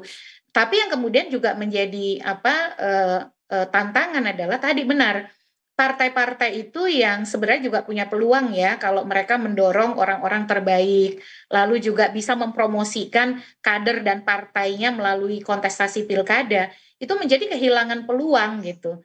Tidak semua yang menang pilkada itu adalah kader dari partai yang juga mayoritas di DPRD. Tapi biasanya kalau dia menang pilkada, itu akan diikuti oleh peningkatan perolehan suara dari partai yang mengusung dia gitu. Nah harusnya kan kita dorongnya begitu ya, apalagi udah ada putusan MK kan, soal pemilu nasional, pemilu daerah. Sebenarnya bagus tuh konsepnya tuh Mas Edo dan Mbak Eza ya, karena kenapa? Nanti di pemilu daerah itu pemilihan DPRD dan kepala daerahnya kan bersamaan. Jadi pasti partai akan berusaha mencalonkan kepala daerah yang bisa mendongkrak perolehan suara partainya kan. Jadi kaderisasi itu akan betul-betul memikirkan apa yang menjadi kemauan masyarakat, kemauan publik begitu. Nah ini harusnya kita tuh move on ya. Ini kayak kita nih maju mundur tapi nggak cantik gitu. Jadi nggak sama kayak princess ya. Nah kalau yang itu kan maju mundur cantik nih. Kalau ini kan udah punya pengalaman ya di 2014 demo berjilid-jilid, akhirnya malah masyarakat menolak begitu dan ujung-ujungnya juga Pak SBY kan pada waktu itu mendengarkan suara masyarakat dan mengeluarkan perpu mengembalikan pilkada secara langsung begitu. Iya, dan rasa-rasanya wacana yang disuarakan berdasarkan menghemat anggaran tuh terlalu naif gitu Mbak ya, mengingat situasi sekarang gitu. Ya kalau menghemat anggaran, pertanyaannya tuh begini ya, masyarakat atau rakyat itu kan cuman punya saluran untuk mengevaluasi pemerintahnya secara formal, itu kan saat pemilu dan pilkada ya. Selebihnya kan kadang-kadang kita protes sampai capek sekalipun kadang-kadang nggak didengar ya. Jadi dalam konteks kita ini bernegara, pemerintah itu tidak hadir serta-merta begitu saja datang wangsit dari langit gitu jadi nih negara kan enggak. Tapi ada yang namanya itu kontrak sosial. Kontrak sosial itu kita sebagai yang punya kedaulatan kemudian memberikan mandat itu kepada pemerintah kita, pemerintahan kita, wakil kita di eksekutif, di legislatif untuk bekerja atas nama kita gitu. Tapi kalau kerjanya buruk, kan kita boleh evaluasi di pemilu dan pilkada begitu. Jadi melihatnya itu tidak boleh seolah-olah nih hak pilih warga itu sebagai beban. Justru negara ini ada, pemerintah itu ada karena ada rakyatnya. Masa hak rakyat untuk bisa menyalurkan apa yang menjadi kehendak dan keputusan dia itu mesti dibungkam juga gitu. Saya tuh setuju bahwa pilkada banyak masalahnya, politik uang, politik dinasti gitu ya. Ini luar biasa nih yang menggelisahkan itu politik dinasti kita itu makin menggila gitu. Nah itu harus dibenahi. Kalau pilkadanya oleh DPRD, wah itu politik dinastinya makin gampang tuh, kayak jalan tol gitu ya. Nah itu juga harus dipikirin gitu. Jadi sama ini Mbak Titi, sorry saya potong. kan ada perbandingan yang disampaikan sama Mendagri gitu soal sistem konstitusi dari negara-negara persemakmuran yang terkait pemilihan kepala daerah ini. Itu apple to apple nggak sih untuk bisa membandingkannya dengan Indonesia? Ya, kalau dia itu negara parlementer ya, kita kan presidensial ya. Kalau di negara parlementer itu memang pemilunya 1 kali aja. Memilih parlemen, langsung parlemennya kemudian membentuk pemerintahan. Partai mayoritas di parlemen, di DPR atau DPRD, kalau mereka negara bagian ya, itu otomatis yang menang itu yang membuat pemerintahan. Nah, di banyak negara presidensial, pemilunya tuh 2, ada pemilu legislatif, ada pemilu eksekutif yang tidak saling bergantung begitu, masing-masing punya mandatnya sendiri. Memang betul bahwa tidak ada satu pola yang betul-betul seragam. Tapi kebanyakan negara dengan sistem presidensial, mayoritas pemilihan eksekutif lokalnya di tingkat daerah ya, itu dilakukan juga langsung gitu. Karena dia ingin kemudian mendapatkan legitimasi dalam pembentukan pemerintahan untuk mendapatkan dukungan yang optimal dari masyarakat. Nah, di Amerika Serikat juga betul tuh. Saya juga sempat studi banding ya. Ada negara bagian yang mereka itu tidak semuanya itu dipilih secara langsung, tapi ada yang mengangkat misalnya dewan daerah yang kepemimpinannya itu kolektif, tapi mayoritas di sana dipilih. Tetapi kembali lagi kepada apapun keputusan yang harus diambil, kita mesti patuh dan taat di dalam konstitusi. Jadi budaya berkonstitusi itu harus diutamakan karena itu untuk tertib hukum. Kita kan negara hukum ya, demokrasi kita demokrasi konstitusional. Yang kedua, dengarkan suara rakyat. Karena kalau saya amati, masyarakat kita ini sangat sensitif kalau sudah menyangkut hak ya. Misalnya soal PPN tuh, kemarin PPN 12%. Kan rame ya, akhirnya kontroversi gitu ya. Lalu sekarang juga soal rekening nganggur gitu. Kemudian juga soal tanah nganggur. Jadi hal-hal yang ingin dijalankan, apalagi di tengah kita sudah punya pengalaman respon masyarakat yang kurang setuju, maka itu harus betul-betul dijalankan tidak dengan meninggalkan suara dan aspirasi masyarakat. Jadi dengarkan masyarakat, dengarkan aspirasi mereka, dan yang paling penting adalah patuh dalam berkonstitusi. Tapi menurut Mbak Titi ini wacana serius apa enggak yang didengung-dengungkan oleh para tokoh kita? Final question ya. Iya. Itu pasti serius banget. Kalau nggak serius nggak mungkin diulang-ulang terus. Oke. Sudah 4 putusan MK tapi masih terus diwacanakan, artinya benar-benar pengen kan? Kira-kira begitu. Baik. Siap kalau gitu Mbak Titi. Terima kasih banyak sudah kembali hadir di Detik Sore untuk kasih kita insight-insight baru lagi ya. Betul. Ya, saya selalu Mbak Titi dan tentunya dinantikan terima kasih, nanti sehat selalu lagi. semuanya. Terima kasih Mbak Titi. Selamat sore Mbak.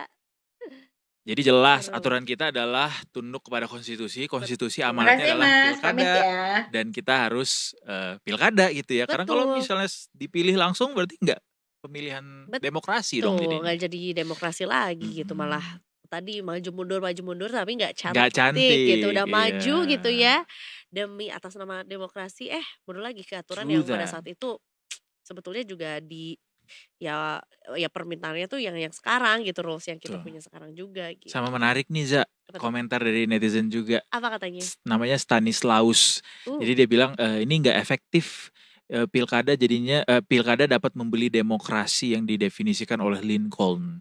Dari rakyat oleh rakyat untuk rakyat. Mana? Dari rakyat untuk rakyat. Stanislaus ini sih baca bukunya apa sih? Seru banget kayaknya. Liberty? Datang nih orangnya. Enggak. Ya udah. Nanti habis ini kita balik lagi, terutama buat detikers yang ngerasa kayak aduh, kok dikit-dikit aku galau ya, dikit-dikit aku mellow ya, jangan-jangan aku sebelum kita break kita ucapkan dulu selamat ulang tahun. Happy birthday. Zoom dong. Birthday to you. Ini sambil ngobrol di sini ya. Happy birthday, happy birthday, happy birthday to you. Aduh. Di bawah tarik mentari, apa doa yang kamu panjatkan di ulang tahun ini? Ini live. Ya, enggak, pending. Semoga. Thank you guys. Thank you Bu. Jadi tahu. Sih low banget ya? Enggak Ya. nih 20 detik Bu video call. 20 detik. Enggak. Ini yang keberapa, Pak? Di sore. Mata gue kecolok cahaya dah. Naon dah. Yang keberapa ini, Pip? 29. Mantap. Yeay. Menuju. Gak nyangka loh, kepala 3. Iya, tapi tahun depan langsung ke 40. Loncatnya 11 tahun dia. Iya. Loncat ya, universe yang lain. Oke, sehat-sehat ya. Dan bahagia selalu. Thank you Iza. Aduh. Serta semuanya, mulia. makasih. Wish dulu dong, wish terakhir biar diaminin sama seluruh Indonesia nih. Iya, benar. Apa harapannya? Ya harapan semoga tidak ada pembukuan rekening ya selama 3 bulan, sama tanah juga tidak disita oleh pemerintah, itu aja sih. Dan orang-orang yang bergaji di atas 10 juta juga dapat BSU gitu ya. Amin. Pokoknya yang pasti tetap sehat masyarakat Trinidad dan Tobago. Thank you guys. Jauh bener. Hidup Didier Drogba. Hidup Didier Drogba. Terima kasih Pak. Happy birthday sekali lagi. Thank you guys. Thank you.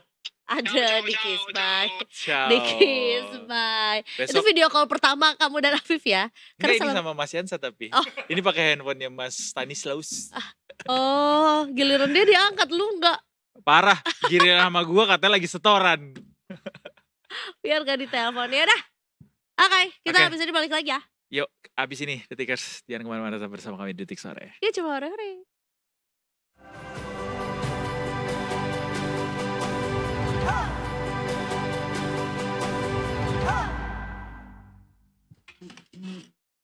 Jagalah kesehatan.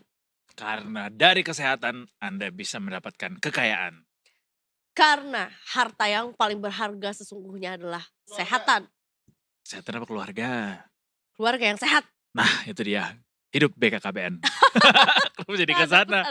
Enggak. Ada pesan-pesan sponsor. Ada apa sih soal kesehatan hari ini yang akan kita obrolin, Eiza? Kesehatan itu sangat penting, baik yang terlihat secara fisik maupun sebetulnya kesehatan yang di dalam sini, alias kesehatan mental, kesehatan jiwa. Kesehatan jiwa. Iya, gitu. Dan sempat ada wacana juga nih Kak, katanya yang memang angka yang cukup banyak terkena gangguan mental anxiety gitu ya, itu tuh adalah di usia sekolah. Makanya dulu aku gak pernah padahal diperiksa loh kayak gitu-gitu. Nah kita tuh gak ada angkanya karena emang gak diperiksa. Mungkin kalau diperiksa iya benar juga sih ya, tinggi juga sebenarnya. Oh jadi setelah ada pemeriksaan itu ketahuan bahwa banyak yang mengalami gangguan pada kesehatan jiwa atau mentalnya. Betul gitu, di usia anak-anak usia sekolah. Masih anak-anak. Ya PR. Doraemon udah gak tayang tiap minggu. Oh, iya. Gak tahu sih, kita cari tahu makanya ya. Makanya kita akan ngobrol bersama dengan Mas Uyung dari Detik Health. Ya. Halo, selamat sore. Kita nggak boleh lagi menyebutkan yang macam-macam karena kita udah sempat kena semprot kemarin pas bilang Mas Denza adalah pencinta sound horror. Sound horror. Ini Mas Uyung, redaktur pelaksana dari Detik Health, dan Mas Uyung di sini hadir untuk menjelaskan kita soal screening jiwa untuk anak sekolah yang masuk dalam cek kesehatan gratis ya Mas ya. Ya. Dan ternyata banyak katanya yang teridentifikasi punya masalah sama kejiwaannya atau mentalnya. Sebenarnya belum dimulai sih. Jadi itu data-data yang sudah ada sebelumnya. Jadi memang data yang sudah ada sebelumnya terus jadi dasar untuk memasukkan cek kesehatan jiwa itu ke dalam paketannya. Jadi bukan data hasil dari CKG. Kan belum, baru mulai nanti tanggal 4. Yang launchingnya tanggal 4, tapi sudah ada beberapa sekolah yang mulai itu jadi semacam pilotnya kayak gitu. Bukannya CKG udah dari awal tahun ini ya Mas? Itu yang umum. Nah yang tanggal 4 ini yang untuk sekolahan. Yang untuk anak sekolah kan ada sendiri paketannya, programnya. Sebelum kita masuk ke sini, kalau di cek kesehatan gratis umum tuh jiwa termasuk Mas? Termasuk. Tapi tidak cuma buat yang anak sekolah doang kan? Iya. Yang umum juga ya. Yang ulang tahun. Dulu ulang tahun, tapi sekarang nggak harus pas ulang tahun. Jadi sorry Mas, pokoknya jatahnya setahun sekali. Oh iya. Lu juga bisa berarti ya bareng. Ini lebih ke mental ya. Mas tapi sorry aku nggak update soal yang CKG khusus anak sekolah ini. Itu gimana? Boleh jelasin nggak? Ya, jadi kan memang ada beberapa paketan gitu kan yang untuk umum, terus kemudian untuk anak sekolah itu baru akan mulai ini besok. Terus ada lagi yang untuk ibu hamil kan ada sendiri juga. Itu nanti yang di posyandu segala macam kayak gitu. Nah, kebetulan yang launching hari ini tadi itu yang untuk anak sekolah, yang untuk anak sekolah dan akan mulai itu nanti Senin depan, hari Senin. Dan data yang dipakai sebelumnya ini yang bukan dari CKG ini itu yang katanya banyak anak mengalami masalah kecemasan itu berarti yang disurvei juga anak-anak dong tentunya, yang anak-anak sekolahan. Itu tadi sumbernya itu dari Survei Kesehatan Nasional. SKI, Survei Kesehatan Indonesia 2023. Ini keterangannya seperti itu. Oke. Nah, berarti ini adalah satu program dan akan di launching di tanggal 4 Agustus ini juga berdasarkan launchingnya ini tadi, terus mulai pelaksanaannya tanggal 4 Agustus. Yang tentunya juga ini adalah rekomendasi dari Kemenkes juga gitu ya Mas? Kemenkes didukung juga dengan apa sih namanya sekarang Kemendikdasmen. Ya itu terus Kementerian Agama juga untuk yang di madrasah kayak gitu. Iya.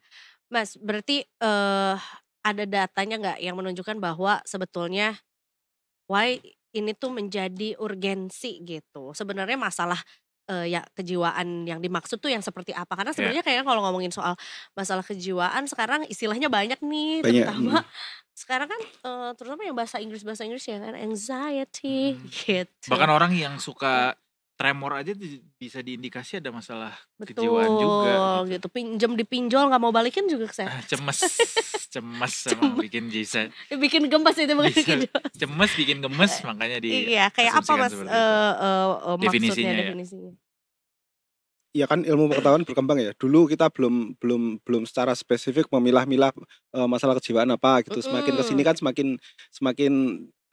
semakin bisa diidentifikasi, dibedakan antara ini dengan ini. Dulu mungkin satu kelompok penyakit yang sama sekarang dibedain segala macam. Jadi makanya kelihatannya banyak banget kayak gitu. Tapi pada dasarnya ya masalah-masalah seperti itu dari dulu juga ada gitu kan. Cuman apakah lebih banyak atau tidak gitu ya mestinya ada faktor-faktor tertentu yang membuat sekarang jadi lebih mendapat sorotan gitu. Termasuk ya awareness orang terhadap kesehatan mental itu kan makin kesini makin ini kan makin makin tinggi gitu. Tapi sudah teridentifikasi oleh survei itu elaborasinya Mas, apa aja bentuk-bentuk kecemasan yang dirasakan anak atau gangguan sekolah ini? Gangguan jiwanya gitu. Iya. Tadi sih nggak dimention detail ya, tapi cuma disebutkan di situ ada beberapa yang mengalami gangguan kecemasan. Kecemasan seperti apa kan sudah sering dibahas juga. Kemudian depresi, gejala depresi klinis juga tadi disebutkan ada datanya 1 dari 50 individu berusia 15 sampai 24 tahun itu mengalami depresi. Depresi berarti nggak cuma sekedar anxiety doang, tapi sudah stres yang berlarut-larut. 1 dari 50. 1 dari 50 dan 1 dari 10 peserta tadi di 13 sampai 17 tahun pernah mencoba untuk bunuh diri.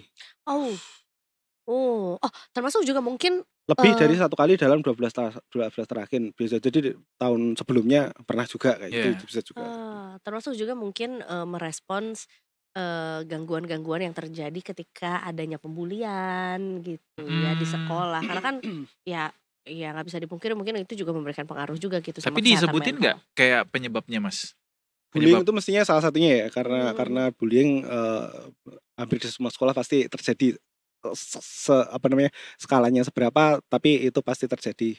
Terus yang tadi juga dimention itu penggunaan sosmed, gadget segala macam itu kan dulu kan enggak kan. Dulu tahunnya ya bergaul ya yang tatap muka aja yang ketemu gitu. Sekarang kan kita enggak ketemu aja bisa stres gitu kan. Bisa stres karena dia ngomong apa diposting kita harusnya enggak lihat, kita harusnya enggak denger gitu. Ya karena buka handphone. Jadi tahu kepikiran ya stres juga kayak gitu. Plus kecanduan gadget itu juga masalah tersendiri kan ya macam-macam sih faktornya kan bertambah juga jadinya ininya pemicunya. Pelajar berarti dari level pendidikan mana sampai mana Mas? Kalau data yang diungkap tadi kan ini tadi belasan tahun gitu, remaja sih. Kalau yang anak-anak ya mestinya ada datanya juga, tapi aku belum sempat ngecek sih tadi. Maksudnya yang boleh ikutan si CKG ini untuk CKG dari SD. Oh, dari SD. Ya, dari SD sampai SMA apa kuliah? Oh, SMA. Kuliah tuh udah masuk umum berarti ya? Umum. Oke. Udah gede. Kamu jangan ngaku. Sudah maha.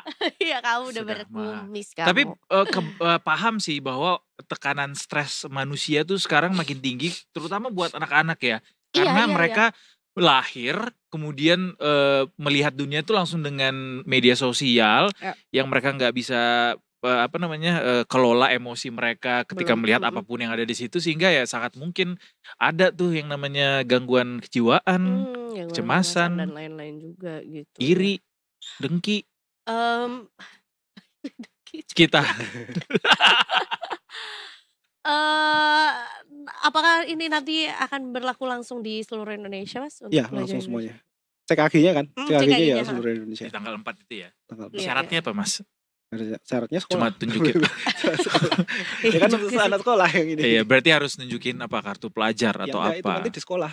Di sekolah periksanya. Ada petugas dari puskesmas nanti yang datang ke sekolah. Oh, berarti jemput bola nih puskesmas nanti. Kayak zaman kita pas dapat imunisasi ke sekolah, disuntik satu-satu. Oh iya, dapat susu ini nanti psikolog gitu-gitu ya. Konsultasi psikologi satu-satu dong atau gimana, Mas? Atau belum ada ini? Dalam prakteknya belajar dari CKG yang sebelumnya yang untuk umum. Iya. Cek kesehatan jiwa itu lebih ke screening sih. Jadi nanti akan dapat kuesioner. Jadi sebelum masuk tensi segala macam kayak gitu suruh ngisi kuesioner gitu. Nah, salah satunya itu yang berkaitan dengan indikasi kesehatan mental. Apakah dalam seminggu sering sakit perut, apakah sebenarnya sering berpikir tidak berguna gitu-gitu loh. Nah, itu nanti kalau misalnya banyak yang menjawab ya gitu, berarti ada indikasi kamu ada masalah kesehatan. Baru nanti akan dirujuk ke psikolog. Biasanya sih seperti itu kalau belajar dari yang sebelumnya. Jadi nggak serta-merta di situ nanti akan ada psikolog yang standby. Mungkin kalau misalnya sekolahnya bagus, terus kemudian dekat dengan puskesmas yang fasilitasnya juga bagus, mungkin akan ada juga di situ. Tapi kalau untuk semua kayaknya enggak ya. Kemungkinan besar ya itu tadi dengan screening, dengan kuesioner, baru nanti kalau misalnya terindikasi, lu kok ini bocah kok jawabannya kok yes semua kayak gitu tuh, baru nanti dirujuk. Jadi tidak termasuk dalam paket pengobatan ya CKG ini?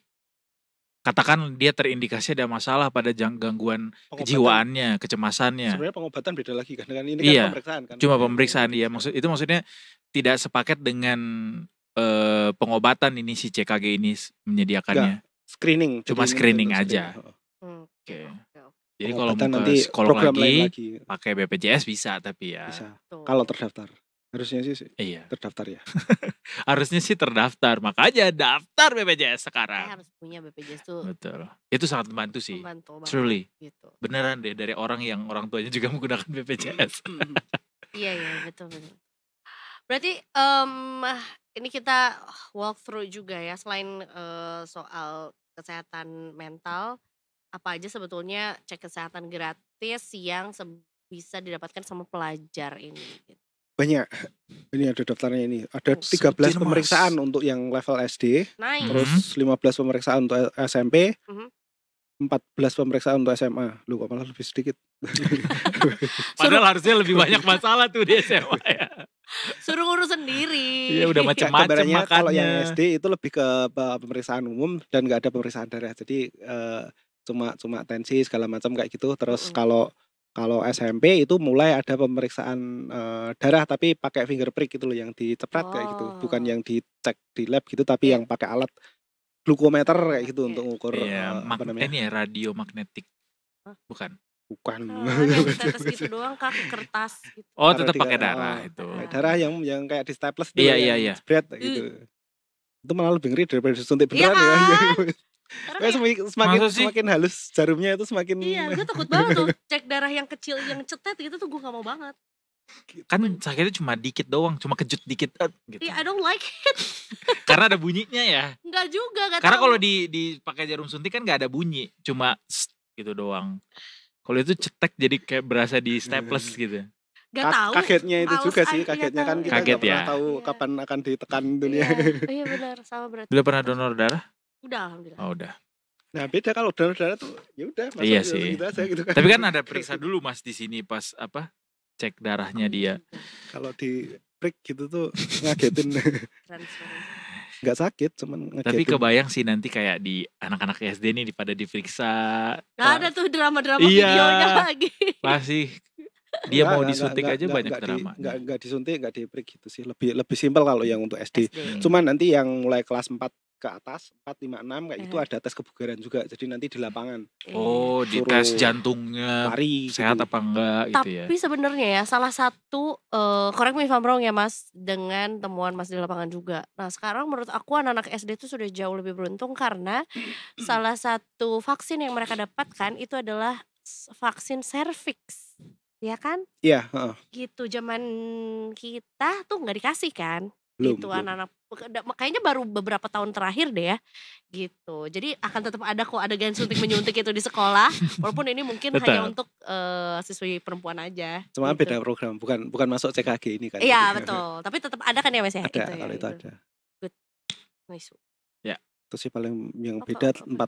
kelas 4, 5, 6 itu ada tes kebugaran. Ini termasuk ke sekolah rakyat juga berarti Mas nanti Iya. ya? Ya di cover juga ya. Tanpa Justru yang sekolah. sekolah rakyat itu duluan yang tadi di-mention Oh, ada udah beberapa, duluan. Data yang di spill itu tuh dari pelaksanaan di sekolah rakyat itu yang Oh, sudah respondennya start juga ada di sekolah rakyat berarti. Pilotnya lah gitu pilotnya. ya. Nah, Menarik itu untuk kan. mengelaborasi soal si survei kesehatan nasional ini sebenarnya. Survei kesehatan Indonesia ya Mas ya? Indonesia SKI, SKI. Dulu ya. riset kesehatan dasar, sekarang Iya. namanya survei kesehatan Indonesia. Kayak apa aja sih penyakit-penyakit orang Indonesia tuh yang Banyak itu lengkap di situ. Nah, apa menurut data yang ada, apa ada masalah kesehatan yang cukup besar gitu angkanya Mas di kalangan pelajar selain kesehatan mental yang harus jadi concern? Gigi paling banyak, tadi Menteri Kesehatan juga menyampaikan itu gigi itu paling banyak. Terus kemudian selain itu anemia sama kebugaran. Kebugaran itu makanya jadi perhatian khusus karena main medsos mulu ya. Bisa jadi Kurang bergerak. itu. Terus ya mungkin tuntutan kan semakin kesini semakin kompetitif kan, orang belajar terus kayak gitu, nggak sempat kemana-mana gitu. Tapi udah pernah lihat video anak sekolah roll depan belum? Roll depan. Oh ini. Iya disuruh roll depan. Mas Oh, Toyo pasti nge-roll. pernah lihat kan? Yang lagi praktek olahraga. Pengen marah gak sih? Kayak yuk dek. Come on. Tapi gue senang dengan Gimana tren kalau media depan? sosial sekarang yang banyak orang nunjukin dia olahraga, lari, Iya. gym apa segala macam. Tapi it pound feet. happens too. Menurut gue ya, walaupun belum ada risetnya atau mungkin kalau ada tolong Let us dibetulkan. know ya. Kayaknya yang sudah mulai kebugaran itu emang di usia 30 plus tuh memang meningkat. Yang menurut bawah-bawah gue. enggak, belum Di bawahnya terlihat. belum. Ketahuan ya. Terutama mungkin 30 plus yang belum menikah. Ngapain lagi kita kalau nggak pilates? Tapi setidaknya apa yang kita sampaikan tuh kepapar sama mereka sehingga mudah-mudahan sih mereka niru ya Iya, ngeliat betul, itu. betul. Dibanding sekarang orang lebih banyak update-nya di kafe minum apa, terus menunjukin minuman yang manis-manis. Maca, parah banget nih. Dari apa yang gue lihat di media sosial sih sekarang orang lebih banyak menunjukkan aktivitas itu ya daripada yang kayak dulu tuh di awal-awal medsos makanan yang di-review lah, hotel lah, apalah. Sekarang lebih ke wellness. kebugaran. Lebih ya. banyak lah porsinya juga. Tuh. Ada data soal itu Mas? Jadi kemana-mana. Ya ada bagusnya juga sih kan. Ya artinya kesadaran terhadap aktivitas fisik meningkat. Kesehatan. Cuma ya kadang-kadang kita baru sadarnya setelah. Kenapa medsos tidak ada ketika nggak dari kita dulu ya? sejak SD gitu. Ada sekarang ini trennya fiber maxing. What is that? Jadi orang-orang tuh nunjukin dia makan dengan kadar serat yang tinggi. Oh. Buah-buahan, kacang-kacangan, fiber gandum. maxing ya? Iya, jadi kayak nih makan tuh kayak gini guys gitu. Bukan ini makan kabel internet. Fiber optik. Mas, ini ada pertanyaan dari netizen. Kenapa anak sekarang banyak yang merasa mudah kena penyakit mental? Anak dulu juga iya, cuman nggak ketahuan aja.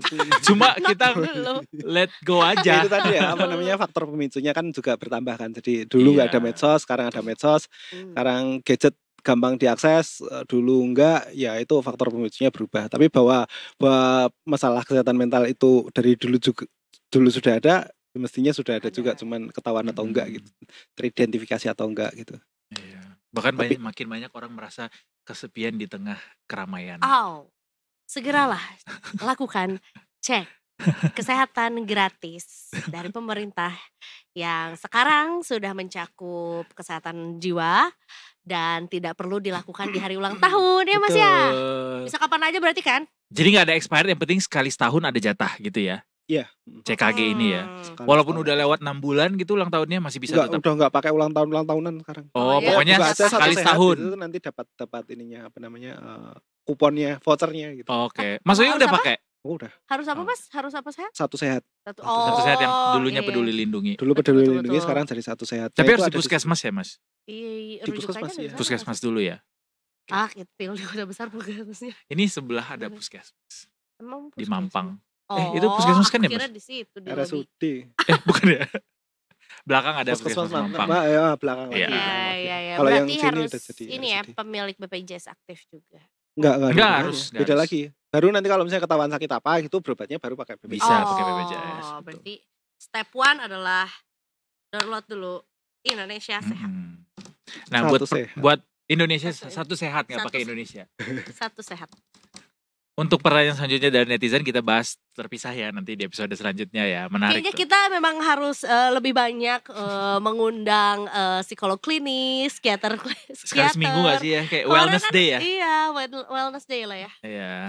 Kemarin, Wellness day di Wednesday. nah boleh. Nah. Kemarin Kak Irma nanya, Kak, kamu punya teman yang instruktur pound fit? Kita undang ke sini biar kita cobain pound fit. Terus gue kayak gak punya lagi kalau temen. Mas Uyung punya? Ada dong. Oh ada. Oh, ada Ada. Let's instruktur go profit. pound fit. Kasih kontaknya ke anak detik sore. Anyway, Oke. sudah 5:30 sore. Terima kasih Mas Uyung untuk ngobrol-ngobrolnya Terima kasih. sore Semoga ini. kita sehat selalu Mas Uyung. Untuk informasi detail dan juga lebih banyak lagi nanti bisa cek langsung di Detik Health ya Detikers. Kita Betul. closing dulu, kita signing out dulu karena besok kita harus siaran lagi dari jam 3 sampai jam 5:30 sore. Alright, waktunya Iza Mufira pamit. Eduardo Simorangkir pamit dan juga seluruh kru yang bertugas hari ini juga pamit. Kita ketemu lagi besok bareng Afif dan Eiza cuma di Detik Sore. Jangan coba hore-hore.